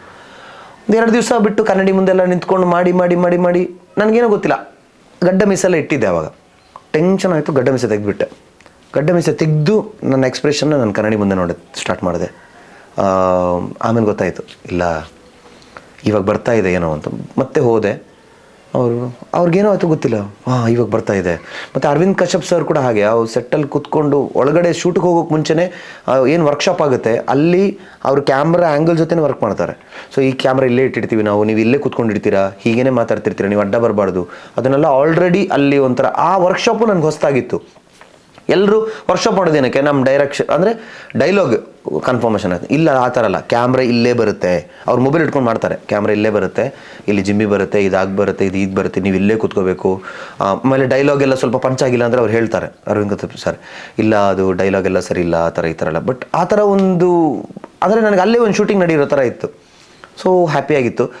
ಇದೆಲ್ಲ ನೋಡಿ ಓಕೆ ನಾನು ಸೆಟ್ ಆದೆ ಅಂತ ಹೋಗಿ ಶೂಟಿಂಗ್ ಸ್ಪಾಟಿಗೆ ಹೋದೆ. ಫಸ್ಟ್ ಡೇನೇ ಸ್ಕ್ರಿಪ್ಟ್ ನೋಡ್ತೀನಿ, ಮುಂದ್ಗಡೆ ಅಚ್ಚುತ್ ಸರ್ ಹೆಸರು. ಅಲ್ಲೇ ಲಿಟ್ರಲಿ ನಾನು ಡವರ್ ಆಗಿಬಿಟ್ಟಿದ್ದೀನಿ. ಹುಚ್ಚ 2ನಲ್ಲಿ ಇದೇ ಥರ ಎಕ್ಸ್ಪೀರಿಯನ್ಸ್ ಆಗಿತ್ತು. ಫಸ್ಟೇ ಮಾಲವಿಕಾ ಮೇಡಮ್ ಜೊತೆ ಒಂದು ಇದು. ಸೊ ನನಗೆ ಯಾಕೆ ದೊಡ್ಡ ಜೊತೆನೇ ಕೊಡ್ತಾರೆ, ನಾವು ಒಂದು ಸ್ವಲ್ಪ ಸೆಟ್ಟಿಗೆ ಬಂದು ಸ್ವಲ್ಪ ಓಕೆಪ್ಪ ಒಳ್ಳೇದು ಮಾಡ್ತಾನೆ ಅನ್ನೋ ಅಂಥವ್ರ ಜೊತೆ ಮಾಡಿದ್ರೆ ಹ್ಯಾಪಿಯಾಗಿರುತ್ತೆ. ಇದು ದಿಢೀರಂತ ಅವರು ಅವ್ರು ಹೇಗಿದ್ದಾರೆ ಅಂದರೆ ಸೆಟ್ಟಲ್ಲಿ ಎಲ್ಲರೂ ಅವ್ರಿಗೆ ತುಂಬ ಮರ್ಯಾದೆ ಕೊಡ್ತಾ ಇದ್ದಾರೆ. ಅವರು ಆ ಲೆಜೆಂಡ್ರಿ ಆ್ಯಕ್ಟರ್ ಅಲ್ವಾ, ಅವ್ರು ನನ್ನ ಮುಂದೆ ಬರುವಾಗ ನನಗಂತೂ ಕೈಕಾಲೇ ಓಡ್ತಿಲ್ಲ ಲಿಟ್ರಲಿ. ಬಟ್ ಇವರೆಲ್ಲ ನಿನಗಿದೊಂದು ದೊಡ್ಡ ಅಗ್ನಿ ಪರೀಕ್ಷೆ, ನೀನು ಚೆನ್ನಾಗಿ ಮಾಡಬೇಕು, ಈಗಲೇ ನೀನು ಟೆನ್ಷನ್ನೇ ಮಾಡ್ಕೋಬಾರ್ದು, ಇನ್ನು ಎಷ್ಟು ಚೆನ್ನಾಗಿ ಮಾಡೋಕ್ಕಾಗುತ್ತೋ ಅಷ್ಟು ಚೆನ್ನಾಗಿ ಮಾಡೋದು ಹಾಂ ಅಂತ ಹೇಳೋದು. ಒಂದು ಟ್ರಾವೆಲಿಂಗ್ ಸೀನ್ಸ್ ಇದೆ ನಮ್ಮದು. ಟ್ರಾವೆಲಿಂಗಲ್ಲಿ ನಾವಿಬ್ಬರೇ ಇರ್ತೀವಿ, ಬಟ್ ನನಗೆ ಅವ್ರು ನನ್ನ ಹತ್ರ ಮಾತಾಡ್ತಿದ್ದಾರೆ, ಬೇರೆ ಯಾರೂ ಇಲ್ಲ ಅಲ್ಲಿ. ಅವ್ರ ಹತ್ರ ಮಾತಾಡ್ಬೇಕು, ನಾನು ಎಂಥಾದ್ರೂ ಮಾತಾಡಬೇಕು. ಅವ್ರು ಕಾಮನ್ ಕ್ವಶನ್ಸ್ ನನ್ನ ಹತ್ರ ಕೇಳ್ತಾರೆ, ಏನು ಮಾಡ್ತಿದ್ದೆ, ಎಲ್ಲೋಗಿದ್ದೆ, ಹೊಸಬ್ನ ನೀನು, ಹಾಗೆ ಈಗೆಲ್ಲ ಕೇಳುವಾಗೆಲ್ಲ ಮತ್ತೆ ಅಯ್ಯೋ. ಬಟ್ ಅವರು ಚೆನ್ನಾಗಿ ಮಾತಾಡಿದ್ರು, ಅಂದರೆ ಫುಲ್ ಡೇ ನಮ್ಮ ಜೊತೆ ಇತ್ತು, ಚೆನ್ನಾಗಿ ಮಾತಾಡೋಕ್ಕೆ ಸ್ಟಾರ್ಟ್ ಮಾಡಿದ್ರು. ಒಂದದು. ಇನ್ನೊಂದು ಅಲ್ಲಿ ಇದ್ದಿದ್ದ ಟೆಕ್ನಿಕಲ್ ಡಿಪಾರ್ಟ್ಮೆಂಟ್ ಎಷ್ಟು ಜನ ಅಂದರೆ, ಆ ಕ್ಯಾಮ್ರಾ, ಒಂದು ಎಷ್ಟು ಹೇಳೋದು, ಸ್ಮೋಕ್ ಬಾಯ್ಸು ಒಂದು 6-8 ಜನ, ಲೈಟಿಂಗ್ ಡಿಪಾರ್ಟ್ಮೆಂಟಲ್ಲೇ ಒಂದು ಪ್ರೊಫೆಷ್ನಲ್ ಆಗಿ ಲೈಟ್ಮನ್ಸ್ ಎಲ್ಲ ಇದ್ದರು. ಅವ್ರು ಹೇಗಿದ್ರು ಅಂದರೆ ಸ್ಟೈಲಿಶ್ ಆಗಿ ಹೀಗೆಲ್ಲ ಕೈಯಲ್ಲಿ ತಿರ್ಗಿಸ್ಕೊಂಡು ಹಿಂಗೆ ಲೈಟ್ ನೋಡಿಸ್ಕೊಂಡು ಅವರನ್ನೇ ನೋಡ್ಕೊಂಡು ನಮ್ಗೆ ಖುಷಿ ಆಗ್ತಿತ್ತು. ಎಷ್ಟು ಸ್ಟೈಲ್ ಆಗಿದ್ದಾರೆ ಇವರೆಲ್ಲ. ನಮ್ಮವರೆಲ್ಲ ಹಿಂಗೆ ಕುತ್ಕೊಂಡು ಮೇಲೆ ನೋಡಿಕೊಂಡು ಬರುತ್ತೆ ಇವಾಗ ಸೂರ್ಯ ಬರುತ್ತೆ ಅಂತ ಹೇಳಿ. ಬಟ್ ಅವ್ರ ಹತ್ರ ಇದ್ದಿದ್ದು ಕೆಲವು ಎಕ್ವಿಪ್ಮೆಂಟ್ಸ್ ಆಗಲಿ, ಅವ್ರವ್ರ ಸ್ಟೈಲಿಗೆ ಇದ್ದಾರೆ. ಸೆಟ್ ಬಾಯ್ಸ್ ಅಂದರೆ ಅವರು ಒಂದು ಸ್ಟೈಲಿಶ್, ಅವರು ಒಂಥರ ಬೇರೆ ಥರ, ಈ ಕಡೆ ಲೈಟ್ ಮ್ಯಾನ್ಸ್ ಅವರು ಒಂಥರ ಬೇರೆ ಥರ. ಅಷ್ಟು ಡಿಪಾರ್ಟ್ಮೆಂಟ್. ನಮ್ಮ ಟೋಟಲ್ ಸೆಟ್ಟೇ ಒಂದು 70-80-100 ಜನ, ಬರೀ ಟೆಕ್ನಿಕಲ್ ಟೀಮೇ ಅಷ್ಟು ಜನ ಇದ್ದರು. ಆಮೇಲೆ ಡೈರೆಕ್ಷನ್ ಡಿಪಾರ್ಟ್ಮೆಂಟು ಒಂದು 6-8 ಜನ ಡೈರೆಕ್ಷನ್ ಡಿಪಾರ್ಟ್ಮೆಂಟ್ಸ್. ಒಬ್ಬೊಬ್ರಿಗೆ ಒಂದೊಂದು ವರ್ಕ್ ನೀಟಾಗಿ ಎಷ್ಟು ಚೆನ್ನಾಗಿ ಹ್ಯಾಂಡಲ್ ಮಾಡ್ತಾ ಇದ್ರು ಅಂದರೆ, ಒಬ್ಬ ನೀಟಾಗಿ ಬಂದು ಕಂಟಿನ್ಯೂಟಿ ನೋಡೋನು, ಕ್ಲೀನ್ ಕಂಟಿನ್ಯೂಟಿ ಏನೇನೆಲ್ಲ ಇದೆ, ಮಿಸ್ ಆಗಲಿಲ್ವಾ ಅದನ್ನೆಲ್ಲ. ಅವ್ರಿಗೊಬ್ಬರು ಅಸಿಸ್ಟೆಂಟು, ಅವ್ರು ಬಂದು ಕಂಟಿನ್ಯೂಟಿ ಮಿಸ್ ಆಗಿದ್ದಾರೆ ಅದನ್ನು ಇಮಿಡಿಯೇಟಾಗಿ ಎಷ್ಟು ಅಂದರೆ ಒಂದೊಂದು ನೂಲು ಕೂಡ ಕ್ಲಿಯರಾಗಿ ನೋಡ್ತಿದ್ರು. ಒಂದೊಂದು ನೂಲು ಕೂಡ ಓಕೆ ಈ ರೆಡ್ ಕಲರ್ ನೂಲಿತ್ತು, ಕಾಣಿಸ್ತಿರ್ಲಿಲ್ಲ, ಇಲ್ಲ ರೆಡ್ ಕಲರ್ ನೂಲು ಬೇಕು ಅಂತ ಹೇಳಿ ಅಲ್ಲಿಂದ ತರಿಸಿ ರೆಡ್ ಕಲರ್ ನೂಲು ಕಟ್ತಾಯಿದ್ರು. ಅದು. ಇನ್ನೊಂದು ಒಳಗಡೆ ಹೋಗ್ತಾ ಇರುವಾಗಲೇ ಫುಲ್ ಮನೆಗಳೆಲ್ಲ ಇತ್ತು, ಲೈಟ್ ಕಂಬ ಅದೆಲ್ಲ ಇತ್ತು. ನಾನು ಹೋಗಿ ಒಂದು ಮನೆ ಹತ್ರ ಹೊರಗೆ ನಿಂತೆ. ನನಗೇನೋ ವಾಲ್ ಸ್ವಲ್ಪ ಒಳಗಡೆ ಹೋಗ್ತಿದ್ದೆ ಅಂತ ಅನಿಸ್ತು. ದಿಢೀರಂತ ನೋಡ್ತೀನಿ ಒಳಗಡೆ ಹೋಗಿದೆ ಅದು ಸ್ವಲ್ಪ. ಈ ಕಡೆ ನೋಡಿದ್ರೆ ಪ್ರಕಾಶನ್ ಅದು ಹೊರಗೆ ಹೋಗ್ಬಿಡೋದು ಒರಿಜಿನಲ್ ಅಲ್ಲ ಅಂತ. ಆಮೇಲೆ ಗೊತ್ತಾಗಿದ್ದು, ನಾನು ಡ್ರೆಸ್ ಚೇಂಜ್ ಅದಕ್ಕಿಂತ ಮುಂಚೆ ಒಂದು ಮನೆಗೆ ಹೋಗಿ ಡ್ರೆಸ್ ಚೇಂಜ್ ಮಾಡ್ಕೊಂಡಿದ್ದೆ. ಆ ಮನೆಯಿಂದ ಹಿಡಿದು ಅಲ್ಲಿ ಸುತ್ತಮುತ್ತ ಇದ್ದ ಒಂದು 10-15 ಮನೆನೂ ಇಟ್ಸ್ ಎ ಡೂಪ್ಲಿಕೇಟ್, ಅಂದರೆ ಸೆಟ್ ಅಂತ. ಆಮೇಲೆ ಹಿಂಗೆ ಟ್ಯೂಬ್ಲೈಟ್ ನೋಡ್ತೀನಿ, ಟ್ಯೂಬ್ಲೈಟ್ ವಯರಿಂಗ್ ಹೋಗಿದ್ದಲ್ಲ, ಅದು ಹಗ್ಗ ಹೋಗಿರೋದು ಆ್ಯಕ್ಚುಲಿ. ನನಗೆ ಒಂದು ಸ್ವಲ್ಪ ಫಸ್ಟಲ್ಲಿ ನೋಡೋಕೆ ನಿಮ್ಗೆ ಗೊತ್ತೇ ಆಗಲ್ಲ. ಅಲ್ಲಿ ಪೋಲ್ಗಳಿರುತ್ತೆ, ಪೋಲಲ್ಲಿ ಲೈಟ್ಗಳಿರುತ್ತೆ, ಲೈಟಿಂದ ಒಂದು ಕನೆಕ್ಷನ್ ವೈರ್ಗಳು ಹೋಗಿದೆ. ಬಟ್ ಆವಾಗ ಗೊತ್ತಾಗಿದ್ದು, ನಾನು ಅಂದ್ಕೊಂಡಿದ್ದೆ ಅದು ವಯರ್ ಅಂತ. ಬಟ್ ಆಮೇಲೆ ಗೊತ್ತಾಗಿದೆ ಅದು ಹಗ್ಗಕ್ಕೆ ಸಿಲ್ವರ್ ಪೇಂಟ್ ಹಾಕಿ ವೈರಿಗೆ ಥರ ದೂರದಲ್ಲಿ ಕಾಣಿಸೋ ಥರ ಮಾಡಿದ್ದಾರೆ. ಒಂದು ಇಡೀ ಊರು ಬೇಲಿ, ನಿಮಗೆ ಹಾಲಿನ ಬೂತ್ ಆಗಲಿ, ರೇಷನ್ ಅಂಗಡಿ ಆಗಲಿ, ಒಂದು ಅಂಗಡಿ ಇಟ್ಟಿದ್ದಾರೆ. ಅಂಗಡಿನಲ್ಲಿ ಎಲ್ಲ ಐಟಮ್ಗಳಿದೆ. ನಾವು ಸ್ವಲ್ಪ ನಾನು ಸಿಗರೇಟ್ ಎಲ್ಲ ಸೇರ್ತೀವಿ, ನಾವು ಹೋಗಿ ಸಿಗರೇಟ್ ಇದೆಯಾ ಅಂತೆಲ್ಲ ಹುಡ್ಕೋದು. ಬಟ್ ಅದು ನಮ್ಮದು ಓಲ್ಡ್ ಪ್ಯಾಟರ್ನ್ ಮೂವಿ ಆಗಿದ್ದಕ್ಕಿಂತ ಬೀಡಿ ಮಾತ್ರ ಇಟ್ಟಿದ್ರು ಅವರು. ಸೊ ಎಲ್ಲನೂ ಇದೆ ಅಲ್ಲಿ ಆ ಸೆಟ್ಟಲ್ಲಿ. ಅದೇ ಹೇಳಿದಾಗೆ ಹಾಲಿನ ಬೂತು, ಮನೆಗಳು, ಅಂದರೆ ಅದೊಂದು ಹೇಗಿತ್ತು ಅಂದರೆ ಎಲ್ಲ ಜಾತಿಯವರು, ಅಂದರೆ ಕುಂಬಾರ ಜಾತಿಯವರು, ಆದರೆ ಅವ್ರು ಮಡಿಕೆ ಮಾಡೋರು, ಆದರೆ ಅವ್ರದ್ದು ಬೇರೆ ಬೇರೆ ಬೇರೆ ಅವ್ರವ್ರ ಕ್ಯಾಸ್ಟಿಗೆ ಏನೇನು ಸಂಬಂಧಪಟ್ಟಿದ್ದೆಲ್ಲ ವರ್ಕ್ಗಳು ನಡೆಯುತ್ತೋ ಅದೆಲ್ಲ ಅವ್ರ ಮನೆ ಮುಂದೆ ಇರುತ್ತೆ. ಮತ್ತು ಇಡೀ ಸೆಟ್ಟಲ್ಲಿ ಒಂದು ಚಿಕ್ಕ ಶಾಟ್ ಇಡೋವಾಗಲೂ ಕೂಡ ಅದು ಒಂದು ನಾರ್ಮಲ್ ಅಂತ ಇರೋದಿಲ್ಲ. ಜನಗಳು ಯಾರೋ ದನ ಮೇಯಿಸ್ಕೊಂಡು ಹೋಗ್ತಿರ್ತಾರೆ, ಯಾರೋ ಕಟ್ಟಿಗೆ ಎತ್ಕೊಂಡು ಹೋಗ್ತಿರ್ತಾರೆ, ಇದೆಲ್ಲ ನಡೀತಾನೇ ಇರುತ್ತೆ. ನಿಮಗೆ ಒಂದು ಶಾರ್ಟ್ ತೆಗಿಬೇಕಾದ್ರೂ ಅಷ್ಟು ಟೈಮ್ ಏನಕ್ಕೆ ತಗೊಳ್ತಾರೆ ಅಂದರೆ, ಒಂದೊಂದು ದಿವಸದಲ್ಲಿ 1-2-3 ಮಾತ್ರ ಶಾರ್ಟ್ಗಳಿತ್ತು. ಯಾಕಂದರೆ ಒಂದು ಶಾರ್ಟ್ಗೆ ಅಷ್ಟು ರಿಚ್ನೆಸ್ ಇತ್ತು ಅಲ್ಲಿ, ಅಷ್ಟು ಜೂನಿಯರ್ ಆರ್ಟಿಸ್ಟ್ಗಳು.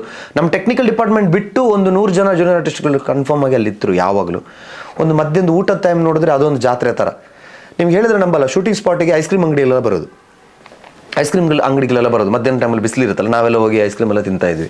ಸೊ ಜಾತ್ರೆ ಥರ ಈ ಕಡೆ ಫುಲ್ಲು ಪೆಂಡಲ್ಗಳು ಹಾಕಿದ್ರು, ಊಟ ನಡೀತಾ ಇರುತ್ತೆ, ಈ ಕಡೆ ಐಸ್ ಕ್ರೀಮ್ ಅಂಗಡಿ, ಅದೇ ಒಂಥರ ಜಾತ್ರೆ. ಈ ಕಡೆ ಸೆಟ್ಟು.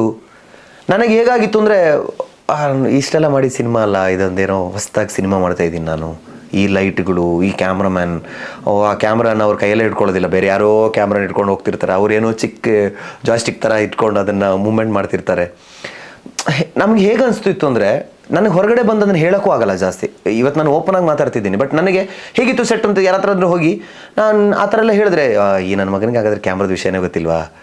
ಬಟ್ ಟ್ರೂಲಿ ನಾನು ಹೇಳ್ತಿರೋದಂದರೆ, ನಾವು ನೋಡಿರೋದೇನು ರೆಡ್ ಎಪಿಕ್, ರೆಡ್ ಡ್ರ್ಯಾಗನ್, ಈ ಥರದ್ದೆಲ್ಲ ಕ್ಯಾಮ್ರಾದಲ್ಲಿ ವರ್ಕ್ ಮಾಡಿದ್ವಿ, ನಾವು ಅದನ್ನು ಒಪ್ಕೊಳ್ಳೇಬೇಕು.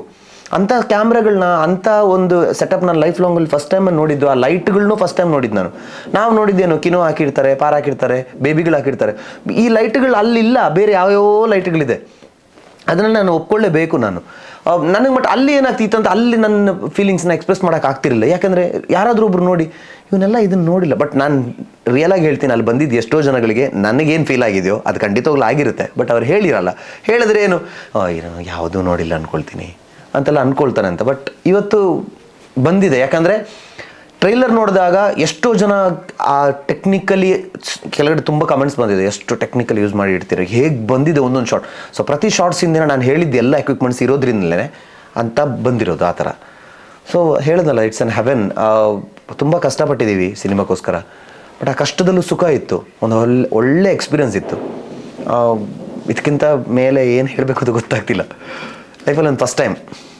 ಸೊ ಆವಾಗ ನೀವು ಹೇಳಿದ್ರಿ ರಿಷಬ್ ಅವ್ರ ಜೊತೆ ಒಂದು ಸಲ ಮೀಟ್ ಆಗೋದಕ್ಕೆ ಅವಕಾಶ ಸಿಕ್ಕಿದ್ರೆ ಒಳ್ಳೇದಿತ್ತು ಅಂತ. ಬಟ್ ಒಂದು ಸಿನಿಮಾದಲ್ಲಿ ಅವರ ನಿರ್ದೇಶನಕ್ಕೆ ನೀವು ನಟನೆ ಮಾಡುವಂಥ ಅವಕಾಶ ಸಿಕ್ತು ಈ ಕಾಂತಾರ ಸಿನಿಮಾದಲ್ಲಿ.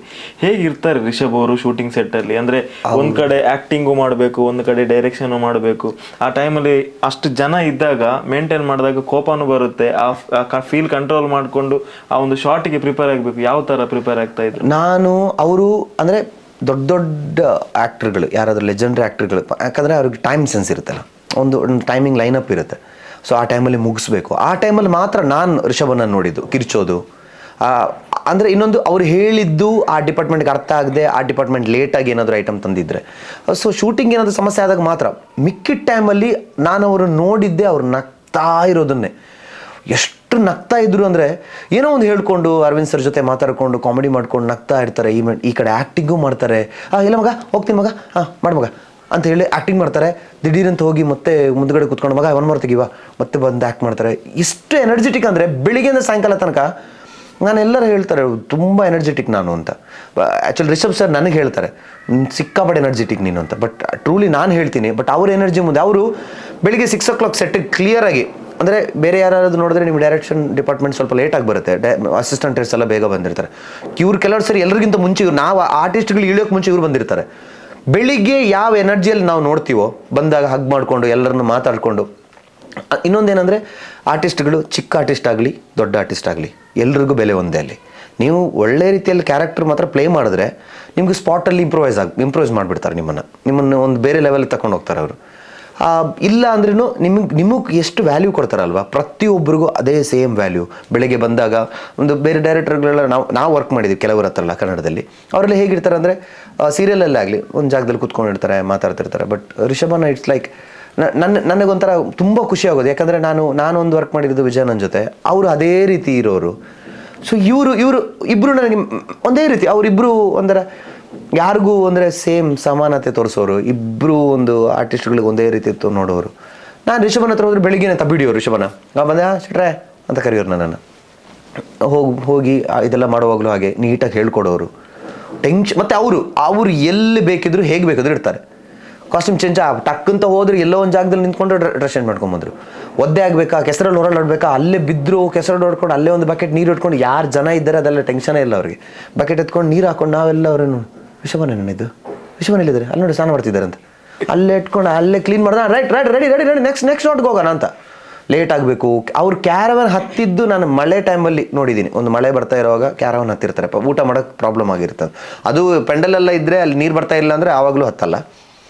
ಸೊ ತುಂಬ ಡೌನ್ ಟು ಅರ್ತ್ ಖುಷಿ. ಅಂದರೆ ಹೇಳಿದ್ನಲ್ಲ, ದೂರದಲ್ಲಿ ನೋಡಿ ಇವ್ರ ಜೊತೆ ಆ್ಯಕ್ಟ್ ಮಾಡಬೇಕು ಅನ್ನೋ ಒಂದು ಖುಷಿ ಹತ್ತಿರದಲ್ಲಿ ಬಂದು ಮಾಡೋವಾಗ ಅವ್ರು ಇಂಥವ್ರು ಅಂತ ಗೊತ್ತಾದಾಗ ಆಗೋ ಖುಷಿ ಇದೆಯಲ್ಲ, ಅದು ಹೇಳೋಕ್ಕೆ ಸಾಧ್ಯವಿಲ್ಲ. ಇನ್ನೊಂದು ಅವರು ತೋರಿಸಿರೋ ಪ್ರೀತಿ, ತುಂಬ ಟಾರ್ಚರ್ ಕೊಟ್ಟಿದ್ದೀನಿ ಅವ್ರಿಗೆ. ನಾನು ತುಂಬ ಟಾರ್ಚರ್ ಕೊಟ್ಟಿದ್ದೀನಿ. ಯಾಕೆಂದರೆ ನಾನು ಬೇಕು ಅಂತ ಮಾಡಿದ್ದಲ್ಲ ಅದು. ನನಗೆ ಒಂದು ಡೇಟ್ ಇಟ್ಟಿದ್ರು, ಆ ಡೇಟಲ್ಲಿ ಹೋಗ್ತಾ ಇತ್ತು ಸಿನಿಮಾ. ಸಡನ್ನಾಗಿ ಮಳೆ ಬಂತು, ಆ ಸೆಟ್ಟೆಲ್ಲ ಡೆಮಾಲಿಷ್ ಆಯಿತು, ರೀಸೆಟಪ್ ಮಾಡ್ತಾಯಿದ್ರು. ಆ ಟೈಮಲ್ಲಿ ನಾನು ಫ್ರೀ ಇದ್ದೆ. ಅವರು ಶೂಟಿಂಗ್ ಸ್ಟಾರ್ಟ್ ಮಾಡುವಾಗ ನನ್ನ ಡ್ರಾಮಾ ಸೀಸನ್ ಬಂದುಬಿಡ್ತು, ಕಂಟಿನ್ಯೂಸ್ ಶೂಟಿಂಗ್. ಆ ಟೈಮಲ್ಲಿ ಅವ್ರಿಗೆ ನನ್ನ ಮೇಲೆ ತುಂಬ ಕೋಪ ಇತ್ತು. ಬಟ್ ಅದೇನೋ ನನ್ನ ಆ್ಯಕ್ಟಿಂಗ್ ನೋಡಿನೋ ಏನೋ ನೋಡಿ ಮತ್ತೆ ಪ್ರೀತಿ ಮಾಡೋಕ್ಕೆ ಶುರು ಮಾಡಿದ್ರು. ಮತ್ತು ನನ್ನ ಸೆಟ್ಟಿಗೆ ನಾನು ಬರೋ ಮುಂಚೆ ಕೋಪದಲ್ಲಿದ್ದವರು ಆಮೇಲೆ ನಾನು ಬಂದಮೇಲೆ ಅವ್ರಿಗೇನೋ ಖುಷಿ ಆಯಿತೋ ಗೊತ್ತಿಲ್ಲ. ಬಟ್ ಅವತ್ತಿಂದ ಇವತ್ತಿನ ತರ್ಕೊಂಡು ಒಂದು ತುಂಬ ಬ್ರದರಿಯಾಗಿ ಹೇಗಿತ್ತು ಅಂದರೆ ನನಗೆ ಆಶ್ಚರ್ಯ ಆಗುತ್ತೆ. ನಾನೇನಾದರೂ ಮಾಡಲಾಬೇಡವಾ ಫೋನ್ ಮಾಡಲಾಬೇಡವಾ ಅಂತ ಅಂದ್ಕೊಂಡು ಫೋನ್ ಮಾಡಿದ್ರು ಕೂಡ ಒಂದೇ ರಿಂಗಲ್ಲಿ ಅವ್ರು ತೆಗಿತಾರೆ. ಆವಾಗ ನನಗೆ ಹೇಗೆ ಅನಿಸುತ್ತೆ ಅಂದರೆ ಆ ಫೀಲೇ ಬೇರೆ ನನಗೆ. ಅವ್ರಿಗೆ ಅದು ಕಾಮನ್ ಆಗಿರ್ಬೋದೇನೋ ಗೊತ್ತಿಲ್ಲ, ಬಟ್ ನನಗೆ ಒಂಥರ ಫೀಲ್ ಆಗೋದು, ಋಷಭನ ತೆಗ್ದ್ರೆ ಅಣ್ಣ ಆ ಥರ ಎಲ್ಲ ಮಾತಾಡೋಕ್ಕೆ ಸ್ಟಾರ್ಟ್ ಮಾಡಿಬಿಡ್ತೀನಿ ನಾನು. ಒಂದು ಮೆಸೇಜ್ ಮಾಡಲಿ, ಏನಾದರೂ ಒಂದು ಮೆಸೇಜ್ ಅಪ್ರೂಪಕ್ಕೆ ಹೆದರ್ಕೊಂಡು ಏನೋ ಮೆಸೇಜ್ ಮಾಡ್ತೀನಿ, ಅಣ್ಣ ಈ ಥರ ಮಾಡ್ಬೋದಾ ನಾವು ಅಂತೇಳಿ ಟಕ್ ಅಂತ ರಿಪ್ಲೈ ಮಾಡಿಬಿಡ್ತಾರೆ ಅವರು. ಎಷ್ಟು ಒಂದು ಓಪನ್ ಅಪ್ ಆಗಿದ್ದಾರೆ ಅಂದರೆ ಹೊರಗಡೆ ಅವ್ರಿಗೆ ಗೊತ್ತವರು ಎಷ್ಟು ಲೆಜೆಂಡ್ರಿ ಅಂತ. ಅವ್ರ ಡೈರೆಕ್ಟರ್ ಆಗಲಿ ಆ್ಯಸ್ ಅನ್ ಆ್ಯಕ್ಟರ್ ಆಗಲಿ. ಯಾಕಂದರೆ ಇಷ್ಟರ ತನಕ ಅವ್ರು ಏನು ಮಾಡಿದಾರೋ ಫ್ಲಾಪ್ ಅನ್ನೋದೇ ನೋಡಿಲ್ಲ ಅವರು, ಎಲ್ಲನೂ ಹಿಟ್ ಕೊಟ್ಕೊಂಡ್ಬಂದಿದ್ದಾರೆ. ಸೊ ಈ ಟ್ರೈಲರು ನೋಡಿದ್ರೇ ನಿಮಗೆ ಗೊತ್ತಾಗುತ್ತೆ, ನಾವು ಮಾಡಿದ್ದೀವಿ ಅಂತ ಹೇಳ್ತಾ ಇಲ್ಲ. ನಾನು ಅದನ್ನು ಆಡಿಯನ್ಸ್ ಆಗಿ ಆ ಟ್ರೈಲರ್ ನೋಡಿದ್ರು ಕೂಡ ನಾನು ವೇಟ್ ಮಾಡ್ತಿದ್ದೆ ಆ ಸಿನಿಮಾ ನೋಡಲಿಕ್ಕೆ. ಯಾಕಂದರೆ ನಾವು ತುಳುವರಾಗಿ ತುಳುನಾಡ ಸಂಸ್ಕೃತಿನ ಅದರಲ್ಲಿ ತುಂಬಿ ಹರಿದಿದ್ದಾರೆ ಅವರು. ಇನ್ನೊಂದೇನೆಂದರೆ ಎಲ್ಲೂ ಒಂದು ನಮಗೆ ಫೀಲ್ ಆಗಲ್ಲ ಅಂದರೆ ಇಲ್ಲ ಮಾಡಬಾರ್ದಾಗಿತ್ತು ಆ ಥರ, ಇಲ್ಲ ಇನ್ನೂ ಮಾಡ್ಬೋದಿತ್ತು ಅನ್ನೋ ಥರ ಫೀಲಲ್ಲೇ ಕೊಟ್ಟಿದ್ದಾರೆ ಅವರು. So it's an experience. ನನ್ನ ಇನ್ನೂ ಆಸೆ ಅವ್ರ ಜೊತೆ ತುಂಬ ಸಿನಿಮಾಗಳು ಮಾಡಬೇಕು, ಅವ್ರ ಟೀಮಲ್ಲಿ ಇರಬೇಕು ಅಂತ. ಮತ್ತು ಇನ್ನೊಂದು ಗೊತ್ತು ಅವ್ರ ಬಗ್ಗೆ, ಒಂದ್ಸರಿ ಟೀಮನ್ನು ಹೇಳ್ಕೊಂಬಿಟ್ರೆ ಪಾತ್ರದಲ್ಲಿ ಅದು ಸೂಟ್ ಆಗುತ್ತೆ ಅಂತಿದ್ರೆ ಖಂಡಿತವಾಗ್ಲೂ ಅವರು ಚಾನ್ಸ್ ಕೊಡ್ತಾರೆ ಅನ್ನೋದನ್ನು. ಸೊ ನೆಕ್ಸ್ಟ್ ಚಾನ್ಸ್ಗೋಸ್ಕರ ವೆಯ್ಟ್ ಮಾಡ್ತಿರ್ತೀನಿ ಅಷ್ಟು. ಸೊ ಇವಾಗ ತುಳುನಾಡಿನಲ್ಲಿ ಎಲ್ಲರಿಗೂ ಗೊತ್ತಿದೆ, ಸ್ವರಾಜ್ ಅಂತ ಹೇಳಿದ್ರೆ one of the finest actor ಡ್ರಾಮಾದಲ್ಲಿ. ಯಾಕಂತ ಹೇಳಿದ್ರೆ ಆ ಶಿವದೂತೆ ಗುಳಿಗೆ ಅನ್ನೋ ಒಂದು ನಾಟಕ ಆ ಇತಿಹಾಸನ ಸೃಷ್ಟಿ ಮಾಡಿದೆ.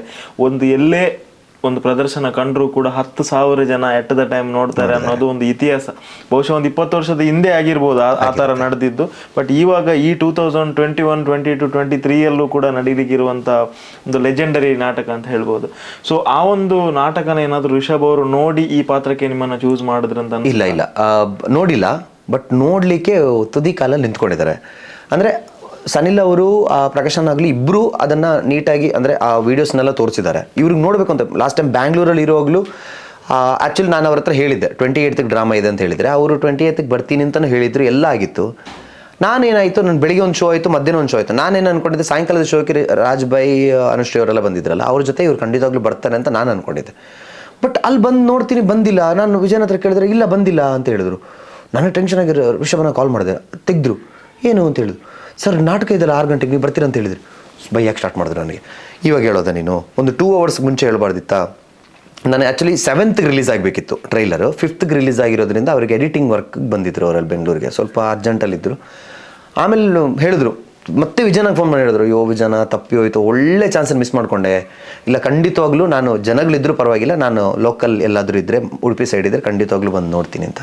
So is big fan. ಅವರು ಒಂದು ತುಂಬ ಇಷ್ಟಪಟ್ಟು ಇದು ಮಾಡೋರು ಅದನ್ನು. ಅವರಿಗೆ ದೈವದ ಬಗ್ಗೆ ಎಲ್ಲ ತುಂಬ ಆಸಕ್ತಿ ತುಂಬ ಜಾಸ್ತಿ ಇದೆ. ಸೊ ಅವರು ಖಂಡಿತವಾಗ್ಲೂ ಅದನ್ನು ನೋಡ್ಲಿಕ್ಕೆ ಬರ್ತಾರೆ ಒಂದು ದಿವಸ. ಆ ನಂಬಿಕೆ ನಮಗಿದೆ. ಸ್ವಲ್ಪ ಈ ಹಬ್ಬರೆಲ್ಲ ಕಮ್ಮಿ ಆಗಲಿ, ಕಾಂತಾರದ ರಿಲೀಸ್ ಎಲ್ಲ ಆದಮೇಲೆ ಖಂಡಿತವಾಗ್ಲೂ ಬರ್ತಾರೆ ಅಂತ.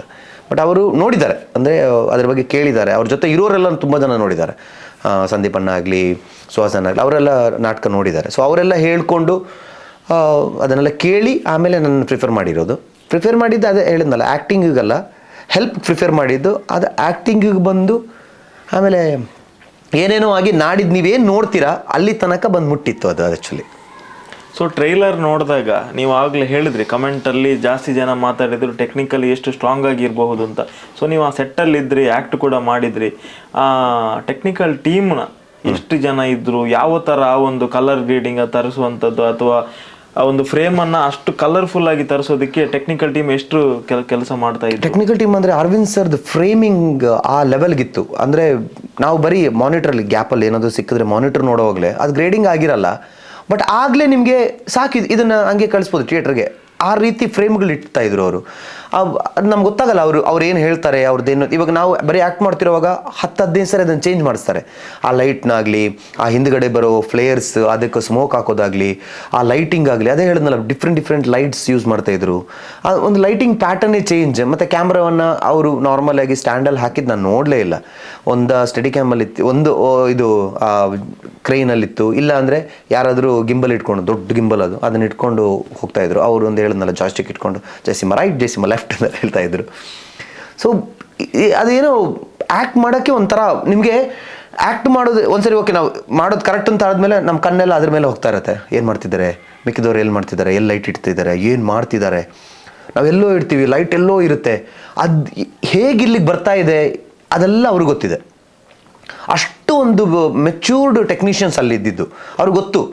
ಯಾಕಂದರೆ ಇವಾಗ ನಾರ್ಮಲಾಗಿ ಹೇಳೋದು, ಇವಾಗ ಒಂದು ಕ್ಯಾಮ್ರಾಮ್ಯಾನ್ ಆಗಲಿ, ಅವರು ತುಂಬ ಮೆಚ್ಯೂರ್ಡ್ ಆಗಿದ್ದರೆ, ಅವ್ರು ಇವಾಗ ಯಾರಿಗಾದ್ರೂ ಲೈಟ್ ಮ್ಯಾನಿಗೆ ಹೊಸಬ್ರಿಗೆ ಏನಾದರೂ ಆ ಥರ ಒಂದು ಕಮೆಂಟ್ ಹೇಳಿದ್ರೆ ಖಂಡಿತವಾಗ್ಲೂ ಅವ್ನಿಗೆ ಅರ್ಥ ಆಗಲಿಕ್ಕಿಲ್ಲ, ಇವನೇನು ಹೇಳ್ತಿದ್ದಾನೆ ಅಂತ. ಬಟ್ ಅಲ್ಲಿದ್ದವರೆಲ್ಲ ಹೇಗಿತ್ತು ಅಂದರೆ ದೇ ಆರ್ ಆಲ್ ಮೆಚ್ಯೂರ್ಡ್. ಅವ್ರು ದೊಡ್ಡ ಸಿನಿಮಾದಲ್ಲಿ ಮಾಡಿದವರು ಅಂತ ಕ್ಲಿಯರಾಗಿ ಗೊತ್ತಾಗುತ್ತೆ. ಯಾಕಂದರೆ ಒಂದು ಹೇಳೋವಾಗಲೇ ಆ ಕೋಡ್ ವರ್ಡ್ ಆಗಲಿ, ಆ ಒಂದು ವರ್ಡ್ಸ್ ನಾವು ಸಿನಿಮಾದಲ್ಲಿ ಕೇಳಿಲ್ಲ, ನಾನು ಕೇಳಿಲ್ಲ, ಬೇರೆಯವರೆಲ್ಲ ಕೇಳಿರ್ತಾರೆ ಏನೋ ಗೊತ್ತಿಲ್ಲ. ಬಟ್ ನನಗೆ ಅದೆಲ್ಲ ಹೊಸದಾಗಿತ್ತು. ಒಂದು ನಂಬರ್ಸ್, ಆ 6000 ಏನೇನೋ ನಂಬರ್ಗಳಿತ್ತು. ಆ ನಂಬರ್ ಹೇಳಿಕೊಳ್ಳಿ ಎಸ್ ಸರ್ ಅಂತ ಹೇಳಿಕೊಳ್ಳೆ ಆ ಎಲ್ಲರೂ ವಾಕಿ ಟಾಕಿಯಲ್ಲಿ ಆ ಒಂದು ಅದು ಹೇಗಿತ್ತು ಅಂದರೆ, ಸಿನಿಮಾದಲ್ಲಿ ಬಾಡ್ ಅಂತ ಓಡಾಡೋದು ಕಮ್ಮಿ ಇತ್ತು. ಒಂದು ಟೆಕ್ನಿಕಲಿ ಅಂದರೆ ಒಂದು ಹೇಗಿತ್ತು ಅಂದರೆ, ಈ ಇವೆಂಟ್ ಮಾಡ್ತಾರೆ, ದೊಡ್ಡವ್ರು ಇವೆಂಟ್ ಮಾಡುವಾಗ ಅವ್ರು ನಮ್ಮ ಥರ ಓಡಲ್ಲ, ಆ ಕಡೆ ಈ ಕಡೆ ಬರ ಅವನೆಲ್ಲ ಇವನ್ನೆಲ್ಲ ನೀಟಾಗಿ ವಾಕಿಡೆ ನಂಬರ್ 3 ಅದಾಯ್ತಾ, ನಂಬರ್ 2 ಇದಾಯ್ತಾ, ನಂಬರ್ 1 ಇದಾಯ್ತಾ, ಈ ಕಡೆ ಡೈರೆಕ್ಷನ್ ಡಿಪಾರ್ಟ್ಮೆಂಟು ಅಷ್ಟೇ, ರಾಕಿ ಚಿರಾನ್ ಆ ಥರ ನೀಟಾಗಿ ಅಲ್ಲಿ ಅವ್ರಿಗೆ ಏನು ಬೇಕೋ ವಾಕಿ ಟಾಕಿ ಕನೆಕ್ಟ್ ಆಗ್ತಿತ್ತು, ಬರ್ತಾಯಿತ್ತು. ಕೆಲವು ಜಾಗದಲ್ಲಿ ನೆಟ್ವರ್ಕ್ ಸಿಗದಿರೋ ಜಾಗದಲ್ಲಿ ಮಾತ್ರ ಆ ಥರ. ಯಾಕಂದರೆ ನಮ್ಮ ಲೊಕೇಶನ್ಗಳೆಲ್ಲ ನೀವು ನೋಡಿದ್ರೆ ನೋಡಿ ನೀವು ಅದು ಗೊತ್ತಾಗುತ್ತೆ. ಬಟ್ ಆ ಲೊಕೇಶನ್ ಹೋಗೋಕ್ಕೆ ಎಷ್ಟು ಕಷ್ಟ ಅಂದರೆ, ನಾರ್ಮಲ್ ನಾವು ಹೆಮ್ಮಾಡಿಯಿಂದ ಏನು ಹೇಳ್ತೀವೋ ಅಲ್ಲಿಂದ ಒಂದು 40-50 ಕಿಲೋಮೀಟರ್ಸ್ ಆಗುತ್ತೆ ಒಳಗಡೆ. ಒಂದು 30 ಕಿಲೋಮೀಟರ್ಸ್ ಬರೀ ಕಲ್ಲು ಮಣ್ಣು ರೋಡ್, ಹೀಗೆ ಹೋಗೋದು ಗಾಡಿಗಳು. ಅಲ್ಲಿ 52 ಗಾಡಿಗಳು ಬರ್ತಾಯಿತ್ತು. ಇನ್ನೊಂದು ಹೇಳಬೇಕೇನು ಅಂದರೆ, ಹೊಂಬಾಳೆ ಪ್ರೊಡಕ್ಷನ್, ಅದು KGF ನೋಡಿದ್ವಿ ನಾವು. ಸೊ ಇಷ್ಟು ಜನ ಹೇಗೆ ಮೇಂಟೈನ್ ಮಾಡ್ತಾಯಿದ್ರು ಹಾಗೆ ಹೇಗೆ ಅಂತ. ಒಂದು ಗ್ರೌಂಡ್ ಇದೆ ನಮ್ಮದು, ಅಲ್ಲೊಂದು ಶೂಟಿಂಗ್ ನಡೀತಾ ಇತ್ತು. ಆ ಗ್ರೌಂಡಲ್ಲಿ ಒಂದು ದಿವಸ ನಾವು ಹೋಗ್ತಾ ಇದ್ವಿ, ನಾನು ಇನೋವಾದಲ್ಲಿ ಕರ್ಕೊಂಡು ಹೋಗ್ತಾಯಿದ್ರು. ನಾನು ಹಿಂದೆ ಹಿಂಗೆ ತಿರುಗಿ ನೋಡ್ತೀನಿ, ಹೀಗಿದೆ ಯಾವ ಥರ ಗಾಡಿಗಳು. ಒಂದು ಇನೋವಾನೇ ಒಂದು 22 ಇನೋವಾ, 2-3 ಕ್ಯಾರವನ್ಗಳು, TTಗಳು. ನಾನು ಅವತ್ತು ಲೆಕ್ಕ ಹಾಕಿದ್ದೆ, 58 ಗಾಡಿ ಇತ್ತು ಸೆಟ್ಟಲ್ಲಿ. ನೀವು ನೆನೆಸ್ಕೋಬೋದು, 58 ಗಾಡಿ ಸೆಟ್ಟಲ್ಲಿದ್ದರೆ ಜನ ಎಷ್ಟಿರ್ಬೋದು ಆ್ಯಕ್ಟಿಂಗಿಗೆ, ಅಂದರೆ ಎಲ್ಲರೂ ಸೇರಿ ಜನ ಎಷ್ಟಿರ್ಬೋದು. ಅಬ್ಬರ ಅಂದರೆ ನಿಮಗೆ ಅಲ್ಲಿ ಏನಕ್ಕೂ ನಾವು ನೋಡ್ತೀವಲ್ವ ಸಿನಿಮಾದಲ್ಲಿ ಏನಾದರೂ ಒಂದು ಬೇಕು ಬೇಡ, ಅಲ್ಲಿ ಏನೂ ಆ ಥರ ಕಾಣಿಸಲ್ಲ ನಿಮಗೆ. ಎಲ್ಲ ಪ್ರೀ ಪ್ಲ್ಯಾನ್ ರೆಡಿ ಇರುತ್ತೆ. ಓಕೆ, ಆ ಡಿಪಾರ್ಟ್ಮೆಂಟ್ ಆ ಟೈಮಲ್ಲಿ ತಂದು ಕೊಡ್ತಾರೋ ಇಲ್ಲೋ ಗೊತ್ತಿಲ್ಲ, ಬಟ್ ಬೇಕಾಗಿದ್ದೆಲ್ಲ on spot ready ready ready ready. Shooting ಹೇಗೆ ಹೋಗುತ್ತೆ ಅಂದರೆ ನೀಟಾಗಿ ಹೋಗ್ತಾ ಇರುತ್ತೆ, ಏನೂ ಸಮಸ್ಯೆಗಳಿರಲ್ಲ. ಮಳೆ ಬಂದರೂ ಅದಕ್ಕೊಂದು ಸೆಟಪ್ ರೆಡಿ, ಮಳೆ ಬರಲಿಲ್ಲ ಅಂದರೂ ಅದಕ್ಕೊಂದು ಸೆಟಪ್ ರೆಡಿ, ಮಳೆ ಬಂದಿಲ್ಲ ಅಂದರೆ ಮಳೆ ಬರೆಸ್ತಾರೆ, ಮಳೆ ಇಲ್ಲ ಅಂದರೆ ಮಳೆ ಬರ್ದಿರೋ ಥರ ನೋಡ್ಕೊಳ್ತಾರೆ. ಇದೆಲ್ಲನೂ ತುಂಬ ಒಂದು ಖುಷಿ ಆಗ್ತಿದೆ. ಒಂದು ಅಂಥ ಲೆಜೆಂಡ್ರಿ ಡೈರೆಕ್ಟರ್ ಜೊತೆ ವರ್ಕ್ ಮಾಡಿರೋದು, ಇನ್ನೊಂದು ಡೆಡ್ಲಿ ಕಾಂಬಿನೇಷನ್, ಒಂದು ಲೆಜೆಂಡ್ರಿ ಪ್ರೊಡ್ಯೂಸರ್. ಹೊಂಬಾಳೆ ಅಂದ ಕೂಡಲೇ ಎಂಡ್ ಟು ಎಂಡ್ ಕಾಶ್ಮೀರದಿಂದ ಇಂಟರ್ನ್ಯಾಷನಲ್ಗೆ ಗೊತ್ತು, ಆದರೂ ಹೇಳೋದು ಕಾಶ್ಮೀರದಿಂದ ಕನ್ಯಾಕುಮಾರಿವರೆಗೂ ಎಲ್ರಿಗೂ ಹೊಂಬಾಳೆ ಅಂದರೆ ಅದಕ್ಕೆ KGF ಲೆವೆಲಲ್ಲಿ ಗೊತ್ತು ಎಲ್ಲರೂ. ಸೊ ಅಂಥವರಿಂದ ಇಂಥ ಒಂದು ಪ್ರಾಜೆಕ್ಟ್, ಅದು ಹೇಳ್ತಾರಲ್ಲ, ಒಂದು ಈ ಕಾಂಬಿನೇಷನ್ ಆ್ಯಕ್ಚುಲಿ ಬೇಕಾಗಿತ್ತು. ಒಂದು ಒಳ್ಳೆ ಡೈರೆಕ್ಟರ್ ಹೊರಗೆ ಬರಬೇಕಾದ್ರೆ ಇಂಥ ಒಂದು ಕಮರ್ಷಿಯಲ್ ಅಂದರೆ ಒಂದು ಬೇರೆ ರೀತಿ ಥಿಂಕ್ ಮಾಡೋ ಡೈರೆಕ್ಟರ್ಗಳಿಗೆ ಅವ್ರು ಹೇಳಿದ್ದಷ್ಟು ದುಡ್ಡು ಹಾಕೋರು ಬೇಕು, ಓಪನ್ ಸ್ಪೇಸ್ ಕೊಡೋರು ಬೇಕು, ನೀವೇನು ಬೇಕಾದರೂ ಮಾಡಿ ಅಂತ. ಸೊ ಅಂಥವರಿಗೆ ಈ ಹೊಂಬಾಳೆ ಸಿಕ್ಕಿರೋದು ಒಂದು ಅದೇ ಡೆಡ್ಲಿ ಕಾಂಬಿನೇಷನ್. ಆ ಡೆಡ್ಲಿ ಕಾಂಬಿನೇಷನ್ಲಿ ನಮ್ಮಂಥ ಒಂದು ನಾನು ಹೇಳ್ತೀನಿ, ನಾನು 2018 ದೊಡ್ಡ ಪರದೆ ಮೇಲೆ ಬಂದಿದ್ದೆ, ಅಂದರೆ ಹುಚ್ಚ 2 ರಿಲೀಸ್ ಆಗಿತ್ತು. ಅದಾದಮೇಲೆ 4 ವರ್ಷ ಆಯಿತು ಬಿಗ್ ಸ್ಕ್ರೀನಲ್ಲಿ ನಾನು ಕಾಣಿಸ್ಕೊಂಡಿಲ್ಲ ಎಲ್ಲೂ. ಪ್ರಾಜೆಕ್ಟಲ್ಲಿ ಮಾಡ್ತಾ ಇದ್ದೀನಿ, ಬಟ್ ಯಾವುದು ಥಿಯೇಟ್ರಿಗೆ ಬಂದಿಲ್ಲ ಇನ್ನು ಅಪ್ಕಮಿಂಗಲ್ಲಿದೆ ಎಲ್ಲರೂ. ಚಿಕ್ಕ ಇದರಲ್ಲೆಲ್ಲ ಮಾಡಿದ್ದೀನಿ, ಸೀರಿಯಲ್ಸಲ್ಲೆಲ್ಲ ಮಾಡಿದ್ದೀನಿ. ಸೊ ನಾನೇನು ಅಂದ್ಕೊಂಡಿದ್ದೆ ಅಂದರೆ ನನ್ನ ಸಿನಿಮಾ ಬರಬೇಕು, ಯಾವುದಾದ್ರು ಒಂದು ಒಳ್ಳೆ ರೀತಿಯಲ್ಲಿ ಬರಬೇಕು, ಆ ಥರ ಎಲ್ಲ ಅಂದ್ಕೊಂಡಿದ್ದೆ. ಬಟ್ ನಿಜವಾಗ್ಲೂ ಹೇಳ್ತೀನಿ, ಹೇಗಾಗ್ತಿದೆ ಅಂದರೆ ಹೊಂಬಾಳೆ ಬ್ಯಾನರಲ್ಲಿ ರಿಷಬ್ ಶೆಟ್ಟಿ ಡೈರೆಕ್ಷನಲ್ಲಿ 4 ವರ್ಷ ಬಿಟ್ಟು ನನ್ನನ್ನು ನೀವು ನಾಳೆ ಥಿಯೇಟ್ರಲ್ಲಿ 30th ನೋಡ್ತಿದ್ದೀರಾ ಅಂದರೆ, ಫಸ್ಟ್ ಆಫ್ ಆಲ್ ನೀವು ನೋಡ್ತಿರೋದು ನನಗೆ ಫಸ್ಟ್ ನೋಡ್ಬೇಕು ಆ್ಯಕ್ಚುಲಿ, ಹೇಗೆ ಕಾಣಿಸ್ತೀನಿ ಅಷ್ಟು ದೊಡ್ಡ ಇದರಲ್ಲಿ. ನಾನು ನೋಡಲಿಲ್ಲ, ಎಡಿಟಿಂಗಲ್ಲೂ ನಾನು ನೋಡಿಲ್ಲ, ಡಬ್ಬಿಂಗ್ ಮಾಡುವಾಗ ನಮ್ಮ ಪೋರ್ಷನ್ಸ್ ಮಾತ್ರ ಕಾಣಿಸ್ತದೆ. ಇಡೀ ಮೂವಿ ಹೇಗೆ ಬಂದಿದೆ ಅದನ್ನೆಲ್ಲ ನೋಡಬೇಕು ಅನ್ನೋದು ಆಸೆ ಇದೆ. ಟೋಟಲಿ ಏನು ಅದೇ ಹೇಳಿದ್ನಲ್ಲ, ಮೂಕ ವಿಸ್ಮಿತ ಅಂತ ಹೇಳ್ತಾರೆ ಏನೋ ಒಂದು ವರ್ಡ್ಸ್, ಆ ಥರ ಆಗಿದೆ. ಇನ್ನೊಂದು, ಮೊನ್ನೆ ನಾನು ನನ್ನ ಹೆಂಡತಿ ಹತ್ರ ಹೇಳ್ತಿದ್ದೆ, ನನ್ನ ಇನ್ಸ್ಟಾದಲ್ಲಿ ಡಾಟ್ ಅಂತ ಎಲ್ಲ ತುಂಬ ಜನ ಹಾಕ್ತಾರಲ್ವ ಬರ್ಡೇಗೆ. ಅದಕ್ಕೆ ನನ್ನ ಬರ್ಡೇ ಟೈಮಲ್ಲೂ ಅಷ್ಟು ನನಗೆ ವಿಶಸ್ ಇರಲಿಲ್ಲ ಆ್ಯಕ್ಚುಲಿ. ಫಸ್ಟ್ ಟೈಮ್ ನನ್ನನ್ನು ಇಷ್ಟು ಜನ ಟ್ಯಾಗ್ ಮಾಡಿರೋದು. ಸೊ ನನಗಾಗಲೇ ಒಂದು ಪಾಸಿಟಿವ್ ರಿಯಾಕ್ಷನ್. ನಂದು ಕಾಂತಾರದಲ್ಲಿ ಟ್ರೈಲರಲ್ಲಿ ಬರೀ ನನ್ನ ಮುಖ, ನಾನು ಎದ್ದು ಕೂತಿದ್ದೀನಿ ಅಷ್ಟೇ. ಅಂಥ ಒಂದು ಇದಕ್ಕೆ ಇಷ್ಟು ರೆಸ್ಪಾನ್ಸ್ ಆದರೆ ನಾಳೆ 30th ಸಿನಿಮಾ ನೋಡ್ತಾರೆ, ನನ್ನ ಪಾತ್ರನೂ ನೋಡ್ತಾರೆ ಅದರಲ್ಲಿ. ಅದಾದಮೇಲೆ ಜನಗಳ ರೆಸ್ಪಾನ್ಸ್ ಹೇಗಿರುತ್ತೆ ಅನ್ನೋದನ್ನು ತುಂಬ ಕ್ಯೂರಿಯಾಸಿಟಿಯಲ್ಲಿ ವೆಯ್ಟ್ ಮಾಡ್ತಾ ಇದ್ದೀನಿ ನಾನು. ಸೊ ಇಂಥ ಪ್ರೊಡಕ್ಷನ್ ಹೌಸ್, ಇಂಥ ಡೈರೆಕ್ಟರ್ನ ಕಾಂಬಿನೇಷನ್ ಅಂತ ಹೇಳಿದ್ರಿ. ಈ ಕಾಂಬಿನೇಷನ್ ಅಂತ ಹೇಳಿದಾಗ ಕಲಾವಿದರ ದಂಡೇ ಕೂಡ ಸಿನಿಮಾದಲ್ಲಿ ಇರುತ್ತೆ. ಸೊ ಯಾರೆಲ್ಲ ಇದ್ರು, ಅವರ ಜೊತೆ ಅನುಭವಗಳು ಹೇಗಿತ್ತು? ಒಂದು ಅಲ್ಲಿ ಹೋದ ಕೂಡಲೇ ಒಂದು ಏನಾಯಿತು ಅಂದರೆ ತುಂಬ ಖುಷಿಯಾಗಿದ್ದ ವಿಷಯ, ಎಲ್ಲ ಮುಕ್ಕಲ್ವಾಸಿ ಇದ್ದಿದ್ದು ನಮ್ಮ ತುಳುನಾಡವರೇ. ಮೈಮ್ ರಾಮದಾಸ್ ಅವರಿದ್ದರು, ದೀಪಕ್ ರೈ ಪಾನಾಜೆ, ಸನಿಲ್ ಗುರು, ಪ್ರಕಾಶ್ ಸುಮಿನಾಡು, ಆಮೇಲೆ ನಮ್ಮ ಪುಷ್ಪನ್ ಅವರಿದ್ದರು, ನಮ್ಮ ರಘುವನ್ ಅವರಿದ್ದರು. ತುಂಬ ಜನ ಅಂದರೆ ಹೇಗಾಗ್ತಿತ್ತು ಅಂದರೆ ಅಲ್ಲಿ ತುಂಬ ಖುಷಿ ಆಗ್ತಿತ್ತು ನಮಗೆ. ಕೆಲವ್ರ ಹೆಸರೆಲ್ಲ ಮರ್ತೋಗ್ತಿದ್ದೆ ನನಗೆ. ಸೊ ಅವರೆಲ್ಲ ಇದ್ದರು, ತುಂಬ ನಮಗೆ ಕ್ಲೋಸ್ ಆಗೇ ಇದ್ದರು ಅಲ್ಲಿ. ಪ್ರತಿಮಕ್ಕ ಆಗಲಿ, ರಿಷಮನ್ ಅವ್ರ ಮಮ್ಮಿ ಕ್ಯಾರೆಕ್ಟರ್ ಮಾಡಿದ್ರು ಒಬ್ಬರು, ಅವ್ರ ಹೆಸರು ಮಾಡ್ತೋಯ್ತು ನನಗೆ, ಅವರಾಗಲಿ, ಅವರೆಲ್ಲರೂ ಅಲ್ಲಿದ್ದರು. ಸೊ ನಮಗೊಂದು ತುಂಬ ಬಾಂಡಿಂಗ್ ಆಗಿತ್ತು ಅಲ್ಲಿ. ಯಾಕಂದರೆ ಅಲ್ಲಿ ಶಾರ್ಟ್ ಹೇಗಿರುತ್ತೆ ಅಂದರೆ ಬೆಳಿಗ್ಗೆನೇ ನಾವು ಹೋಗ್ಬೇಕು ಅಲ್ಲಿಗೆ, ಬಿಕಾಸ್ ನಾವಿರೋ ಜಾಗ ತುಂಬ ದೂರ, ಇಟ್ಸ್ ಔಟ್ ಆಫ್ ಸಿಟಿ ಅಲ್ವಾ. ಸೊ ಸೆಂಟ್ರಲ್ಲಿ ಹೋಗೋಕ್ಕಾಗಲ್ಲ ಅಲ್ಲಿ. ಸೊ ಬೆಳಿಗ್ಗೆ ಬಂದು ಅಲ್ಲಿ ಕರ್ಕೊಂಡು ಹೋಗ್ರೆ ನೈಟ್ ನಮ್ಮನ್ನು ಕರ್ಕೊಂಡು ಹಿಂದೆ ಬರ್ತಾರೆ. ಸೊ ಪ್ರತಿಯೊಬ್ಬರಿಗೂ ಆ ಸೀನ್ಸ್ ಶಾರ್ಟ್ಸ್ ಇರುತ್ತೆ ಅಂತ ಹೇಳೋಕ್ಕಾಗಲ್ವಲ್ಲ. ನಮ್ದೊಂದು ಇರುತ್ತೆ ಒಂದು ಸೀನ್, ಒಂದು 3 o'clock ಟೈಮ್ಗೆ, ಬೇರೆಯವ್ರದ್ದು ಒಂದು 2 o'clock 1 o'clock. ಸೊ ನಾವೆಲ್ಲರೂ ಒಂದು ಜಾಗದಲ್ಲಿ ಆ ಸೆಟ್ ಏನು ಹಾಕಿರ್ತಾರಲ್ಲ, ಆ ಸೆಟ್ಟಲ್ಲಿ ನಾವೆಲ್ಲರೂ ಕುತ್ಕೊಳ್ತಿದ್ವಿ. ಅಲ್ಲಿ ಕುತ್ಕೊಂಡು ಮಾತಾಡೋದು. ಪ್ಲಸ್ ಅವ್ರವ್ರು ಹೋಗುವಾಗ ಅವ್ರವ್ರದ್ದು ಸೀನಿಗೆಲ್ಲ ಅವ್ರು ಹೋಗ್ತಾಯಿದ್ರು, ನಾವು ಕುತ್ಕೊಂಡು ಮಾತಾಡ್ತಾಯಿದ್ವಿ. ಸೊ ಏನೋ ಒಂಥರ ಅವ್ರ ಜೊತೆ ಮಾತಾಡಿದ್ದು. ಅವರು ಇನ್ನೊಂದೇನೆಂದರೆ ನಮ್ಮ ತುಳುವರು ಅಂದರೆ ಗೊತ್ತಲ್ವ ನಿಮಗೆ, ತುಳುನಾಡವರು ನಮ್ಮ ಜೊತೆ ತುಂಬ ಮಿಂಗಲ್ ಆಗಿರ್ತಾರೆ, ಅವರು ಒಂಥರ ಸಪೋರ್ಟ್ ಕೊಡ್ತಾರೆ. ನಾನು ಹೇಳಿದ್ನಲ್ಲ, ಈ ಡ್ರಾಮಾ ಟೈಮಲ್ಲಿ ನಾನು ಅನುಭವಿಸಿದ ಆ ಪ್ರಾಬ್ಲಮೆಲ್ಲ ನಾನು ತುಂಬ ಕುಗ್ಗಿರೋ ಟೈಮಲ್ಲೆಲ್ಲ ನನ್ನ ಮೇಲೆತ್ತಿದ್ದು ಆ ಟೋಟಲ್ ಟೀಮ್. ದೀಪಕನ್ನ ಆಗಲಿ, ಪ್ರಕಾಶ್ ಅನ್ನ, ಸನಿಲ್ ಅವರು, ಆಮೇಲೆ ನಮ್ಮ ಎಲ್ಲರೂ, ಅವರೆಲ್ಲ ಏನೂ ಆಗಲ್ಲ, ಪ್ರತಿಮಕ್ಕೆಲ್ಲ ಏನೂ ಆಗಲ್ಲ, ಟೆನ್ಷನ್ ಮಾಡಬೇಡ, ಅದನ್ನೆಲ್ಲ ಹೇಳಿ, ಆ ಪ್ರಭಾಕರನ್ನ ಅದನ್ನೆಲ್ಲ ಹೇಳಿ ನನ್ನ ಬೂಸ್ಟಪ್ ಮಾಡಿದರು. ಖುಷಿಯಾಗಿತ್ತು. ಸಿನಿಮಾ ಲಾಂಗ್ ಹೋಗ್ತಿರುವಾಗ ಯಾವಾಗಲೋ ಮುಗ್ದಿಲ್ಲ ಅಂತ ಅನಿಸ್ಕೊಳ್ತಿದ್ವಲ್ಲ, ಬಟ್ ಮುಗಿಯುವಾಗ ಎಂಡಲ್ಲಿ ಫೀಲ್ ಆಗಿದ್ದು ಯಾಕೆ ಮುಗೀತು ಅಂತ. ಹೋಗ್ತಾ ಇದೀವ, ಇನ್ನು ಸಿಗ್ತಾ ಇಲ್ವ ನಾವು. ಎಂಡ್ ಆಗೋವಾಗಲ್ಲ, ನಾಳೆಯಿಂದ ನನಗಿಲ್ಲ ಕಣೋ, ನಾಳೆ ನಾನು ಬರಲ್ಲ ಇನ್ಮೇಲೆ ಅಂತೆಲ್ಲ ಹೇಳುವಾಗ, ಇಲ್ವಾ ಬರಲ್ವಾ ನೀವು, ನಾನೇ ಹೇಳಿದೆ ಇನ್ಮೇಲೆ ನನಗಿಲ್ಲ, ಇಲ್ವಾ ನೀನು, ಅಯ್ಯೋ, ಆ ಥರ ಎಲ್ಲ ಫೀಲಾಗಿ ಸ್ಟಾರ್ಟ್ ಆಯಿತು ಒಬ್ಬೊಬ್ಬರದ್ದು ಮುಗಿತಾ ಬರುವಾಗ. ಒಟ್ಟು ಹೇಳಿದ್ನಲ್ಲ, ಈ ಎಕ್ಸ್ಪೀರಿಯನ್ಸ್ ಇಲ್ಲಿ ತನಕ ಎಲ್ಲೂ ಇನ್ನೂ ಇವತ್ತಿನ ಗಂಟನೂ ನಂಗೆ ಸಿಗಲಿಲ್ಲ. ಒಂದು ಹೊಸ ಎಕ್ಸ್ಪೀರಿಯನ್ಸ್. ನೀವು ಅದೇ ಹೇಳಿದ್ನಲ್ಲ, ನೀವು ಟ್ರೈಲರ್ ನೋಡ್ತಿರುವಾಗ ನೀವು ನೋಡೋ ಟ್ರೈಲರೇ ಬೇರೆ, ನಾವು ನೋಡೋ ಟ್ರೈಲರೇ ಬೇರೆ. ನಾವು ಟ್ರೈಲರ್ ನೋಡ್ತಿರುವಾಗ ನಾನು ಪ್ರತಿ ಸರಿ ಆ ಟ್ರೈಲರ್ ಒಂದು ಶಾಟ್ ಇಲ್ಲ ನಿದ್ದೆ ಹಿಂದ್ಗಡೆ, ಇಲ್ಲಿ ಪ್ರಕಾಶನ ಜೊತೆ ಮಾತಾಡ್ತಿದ್ದೆ, ಈ ಟ್ರೈಲರ್ ಹಿಂದೆ ರಿಷಭನ ಜೊತೆ ಇದ್ದೆ ನಾನು, ಹಾಗೆ ಅನಿಸ್ತಾ ಇತ್ತು ನಮಗೆ. ಸೊ ಅದೇ ಹೇಳಿದ್ನಲ್ಲ, ಬ್ಯೂಟಿಫುಲ್ ಎಕ್ಸ್ಪೀರಿಯನ್ಸ್ ಇದು. ಸೊ ಫೈನಲಿ ಕರ್ನಾಟಕದ ಜನತೆ ಆಲ್ ಓವರ್ ಇಂಡಿಯಾದಲ್ಲಿ 10 ಮಿಲಿಯನ್ ವ್ಯೂಸ್ ಟ್ರೈಲರ್ಗೆ, ಅಂದರೆ 1 ಕೋಟಿ ಜನ ಆಲ್ರೆಡಿ ಟ್ರೈಲರ್ನ ವೀಕ್ಷಣೆ ಮಾಡಿದ್ದಾರೆ. ಆಲ್ರೆಡಿ ಹೇಳಿದ್ರಿ ತಮ್ಮ ಸೋಷಿಯಲ್ ಮೀಡಿಯಾದಲ್ಲಿ ಕೂಡ ಅದಕ್ಕೆ ಅದ್ಭುತವಾದಂಥ ರೆಸ್ಪಾನ್ಸ್ ಬರ್ತಾ ಇದೆ, ಟ್ಯಾಗ್ ಮಾಡ್ತಾ ಇದ್ದಾರೆ ಅಂತ. ಸೊ ತಾವು ಎಷ್ಟು ಕ್ಯೂರಿಯಸ್ ಆಗಿದ್ದೀರಾ ಹಾಗೂ ಪಬ್ಲಿಕ್ಕಿಗೆ ಏನು ಹೇಳೋದಕ್ಕೆ ಇಷ್ಟಪಡ್ತೀರಾ ಈ ಸಿನಿಮಾದ ಬಗ್ಗೆ? ಈ ಸಿನಿಮಾದ ಬಗ್ಗೆ ಹೇಳಬೇಕು ಅಂತಂದರೆ, ಈ ಸಿನಿಮಾ ಒಂದು ವಿಭಿನ್ನ ಪ್ರಯತ್ನ.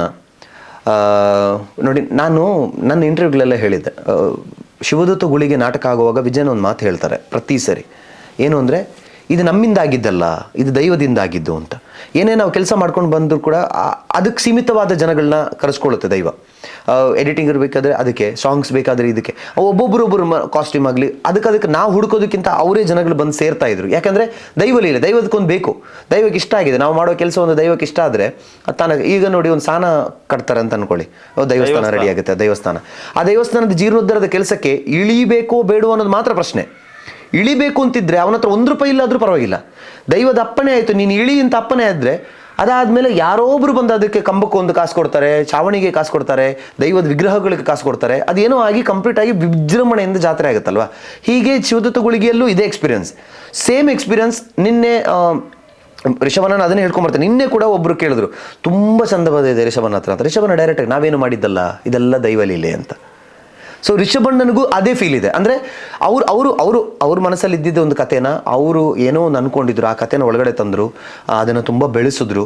ಅದಕ್ಕೆ ಅವರು ಏನೇನೋ ಇಂಪ್ಯಾಕ್ಟ್, ಕಮರ್ಷಿಯಲ್ ಇಂಪ್ಯಾಕ್ಟ್ಗಳನ್ನ ಆ್ಯಡ್ ಮಾಡಿ ನಮ್ಮ ಕಲ್ಚರ್ಗೆ ಏನೂ ಕುಂದುಕೊರತೆ ಬರದಿರೋ ಥರ ರೀತಿಯಲ್ಲಿ ಅದನ್ನು ಎತ್ಕೊಂಡು ಹೋಗೋವಾಗಲೂ ಅವ್ರಿಗೆ ಪ್ರತಿ ಸರಿ ಒಂದು ಫೀಲ್ ಆಗ್ತಿತ್ತು, ಏನು ಅಂದರೆ ಅವರ ಹಿಂದೆ ನಾವು ಮಾಡೋ ಕೆಲಸವನ್ನು ಒಪ್ಪಿಕೊಂಡು ಒಂದು ದೈವ ನಿಂತಿದೆ ಅಂತ. ಅದರ ಆಶೀರ್ವಾದ ಸಂಪೂರ್ಣವಾಗಿದೆ. ಅದಕ್ಕೋಸ್ಕರನೇ ಎಲ್ಲೂ ಒಂದು ಜಾಗದಲ್ಲೂ ಯಾವ ಸಮಸ್ಯೆನೂ ಬಂದಿಲ್ಲ ಅವರಿಗೆ, ಯಾವ ಸಮಸ್ಯೆನೂ ಬಂದಿಲ್ಲ. ಅವರು ಅದಕ್ಕೆ ತಕ್ಕಿರೋ ಪೂಜೆಗಳು ಮಾಡಿದ್ದಾರೆ, ಎಲ್ಲ ಮಾಡಿದ್ದಾರೆ, ಆದರೂ ಯಾವ ಸಮಸ್ಯೆಗಳು ಬರಲಿಲ್ಲ. ಅಂದರೆ ಅದಕ್ಕೆ ಬೇಕಾಗಿರೋ ಜನಗಳು, ಅದಕ್ಕೆ ಬೇಕಾಗಿರೋದು, ಅವ್ರಿಗೇನು ಬೇಕು ಅದನ್ನು ನೀಟಾಗಿ ದೇವರು ತಂದು ಕೊಡ್ತಾಯಿದ್ರು ಅವರಿಗೆ. ಸೊ ಇದರಲ್ಲಿ ನಾವೆಲ್ಲರೂ ಅಂದರೆ ತುಂಬ ಕಷ್ಟಪಟ್ಟಿದ್ದೇವೆ. ಅಂದರೆ ನೀವು ಏನು ನೋಡ್ತಿದ್ರೆ, ಇದು ಬರೀ 1-2 ತಿಂಗಳಲ್ಲಿ 3 ತಿಂಗಳಲ್ಲಿ ಮುಗಿದಿದ್ದ ಸಿನಿಮಾ ಅಲ್ಲ. ಕೆಲವರೆಲ್ಲ ಇದಕ್ಕೆ 1-1.5 ವರ್ಷ 2 ವರ್ಷ ಕಷ್ಟಪಟ್ಟಿರೋರಿದ್ದಾರೆ. ನಾವೇ ಇದ್ದೀವಿ, ನಾವು ಒಂದು 8 ತಿಂಗಳು ನಾನು ಪಟ್ಟಿದ್ದೀನಿ. ಅದರಲ್ಲಿ ನಾವು ತುಂಬ ಹಾರ್ಡ್ ವರ್ಕ್ ಮಾಡಿದ್ದೀವಿ. ನಮ್ಮ ಜೊತೆ ಇದ್ದ ಆರ್ಟಿಸ್ಟ್ಗಳೆಲ್ಲ ಅಷ್ಟೇ, 1 ವರ್ಷ ಎಲ್ಲ ಬೇರೆ ಯಾವುದೂ ಕೆಲಸ ಮಾಡಿದೆ. ನಾನಾದರೂ ನಾಟಕ ಆದರೂ ಮಾಡ್ತಾಯಿದ್ದೆ, ಬಟ್ ಅವರು ಬೇರೆ ಯಾವ ಸಿನಿಮಾಗಳನ್ನೂ ಒಪ್ಕೊಳ್ಳದೆ ಇದೇ ಸಿನಿಮಾಗೋಸ್ಕರ ಕಷ್ಟಪಟ್ಟು ದುಡಿದಿರೋರಿದ್ದಾರೆ. ರಿಷಭನೂ ಹಾಗೆ. ಒಂದ್ಸರಿ ನೀವು ನೋಡಿರ್ತೀರ, ಒಂದ್ಸರಿ ಗಡ್ಡ ತೆಗೆದಿದ್ದಾರೆ, ಒಂದ್ಸರಿ ಗಡ್ಡ ಇಟ್ಟಿದ್ದಾರೆ, ದಪ್ಪ ಆಗಿದ್ದಾರೆ, ಸಪುರ ಆಗಿದ್ದಾರೆ, ಏನೋ ಅದೆಲ್ಲ ಮಾಡಿದ್ದಾರೆ. ಅಷ್ಟು ಹಾರ್ಡ್ ವರ್ಕ್ ಮಾಡಿದ್ದಾರೆ ಈ ಸಿನಿಮಾಗೋಸ್ಕರ. ಬೇರೆ ಅವರು ಎಷ್ಟು ಪ್ರಾಜೆಕ್ಟ್ಗಳಿದ್ದು ಆ ಪ್ರಾಜೆಕ್ಟ್ನೆಲ್ಲ ಬದಿಗಿಟ್ಟು, ಇಲ್ಲ ಈ ಪ್ರಾಜೆಕ್ಟೇ ನಮ್ಗೆ ಮುಖ್ಯ, ಈ ಪ್ರಾಜೆಕ್ಟಲ್ಲಿ ಏನೋ ಇದೆ ಅಂತ ಅದನ್ನು ನಂಬಿ, ನಮ್ಮ ಕ್ಯಾರೆಕ್ಟರ್ಗಳನ್ನೆಲ್ಲ ನಂಬಿ. ನೀವು ಹೇಳಿ, ಹೊಂಬಾಳೆ ಅನ್ನೋಂಥ ಬ್ಯಾನರ್ ಅಷ್ಟು ದೊಡ್ಡ ಇದರಲ್ಲಿ ನಮ್ಮಂಥ ಚಿಕ್ಕ ಕಲಾವಿದರಿಗೆ ಪಾತ್ರ ಕೊಡಬೇಕು ಅಂತ ಏನೂ ಇರಲಿಲ್ಲ ಅವ್ರಿಗೆ. ಅದು ಎಲ್ರಿಗೂ ಗೊತ್ತು.